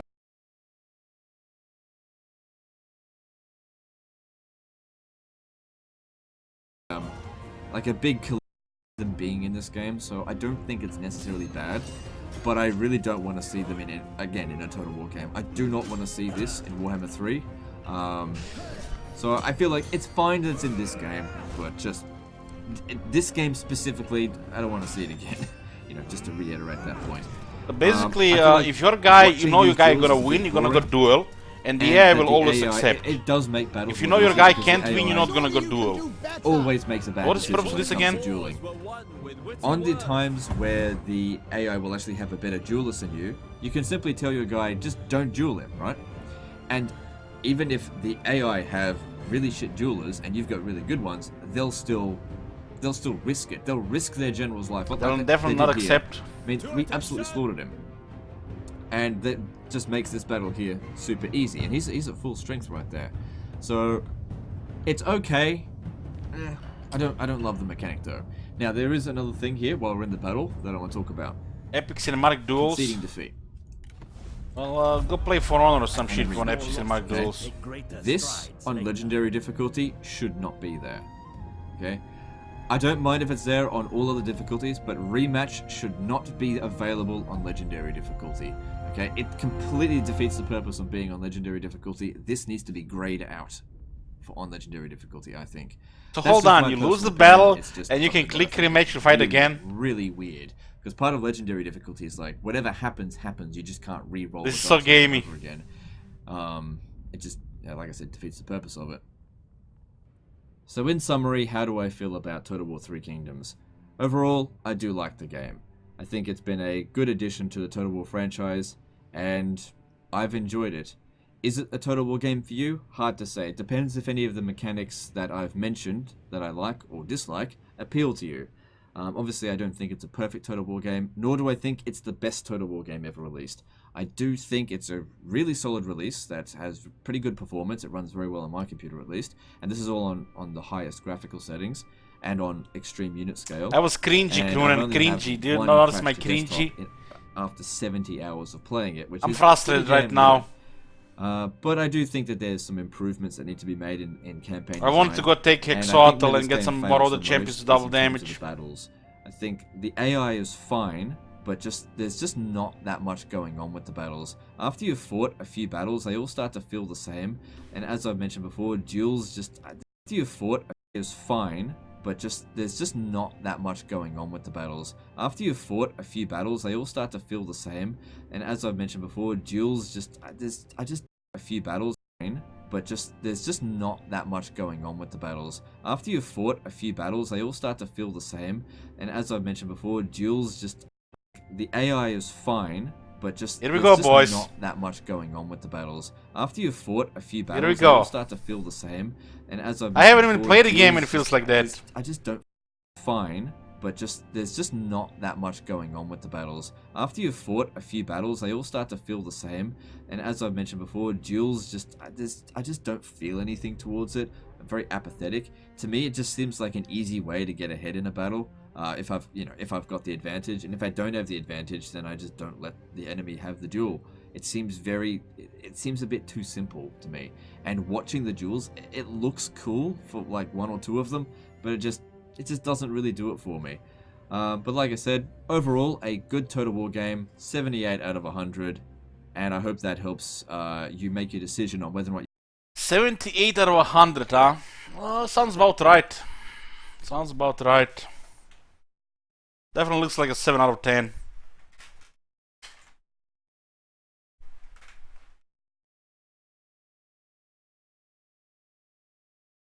Oh, what am I gonna do with myself? I don't know. I'll go stare at my spider stain on the wall. Once I figure out what to do with myself, I'll be back, guys.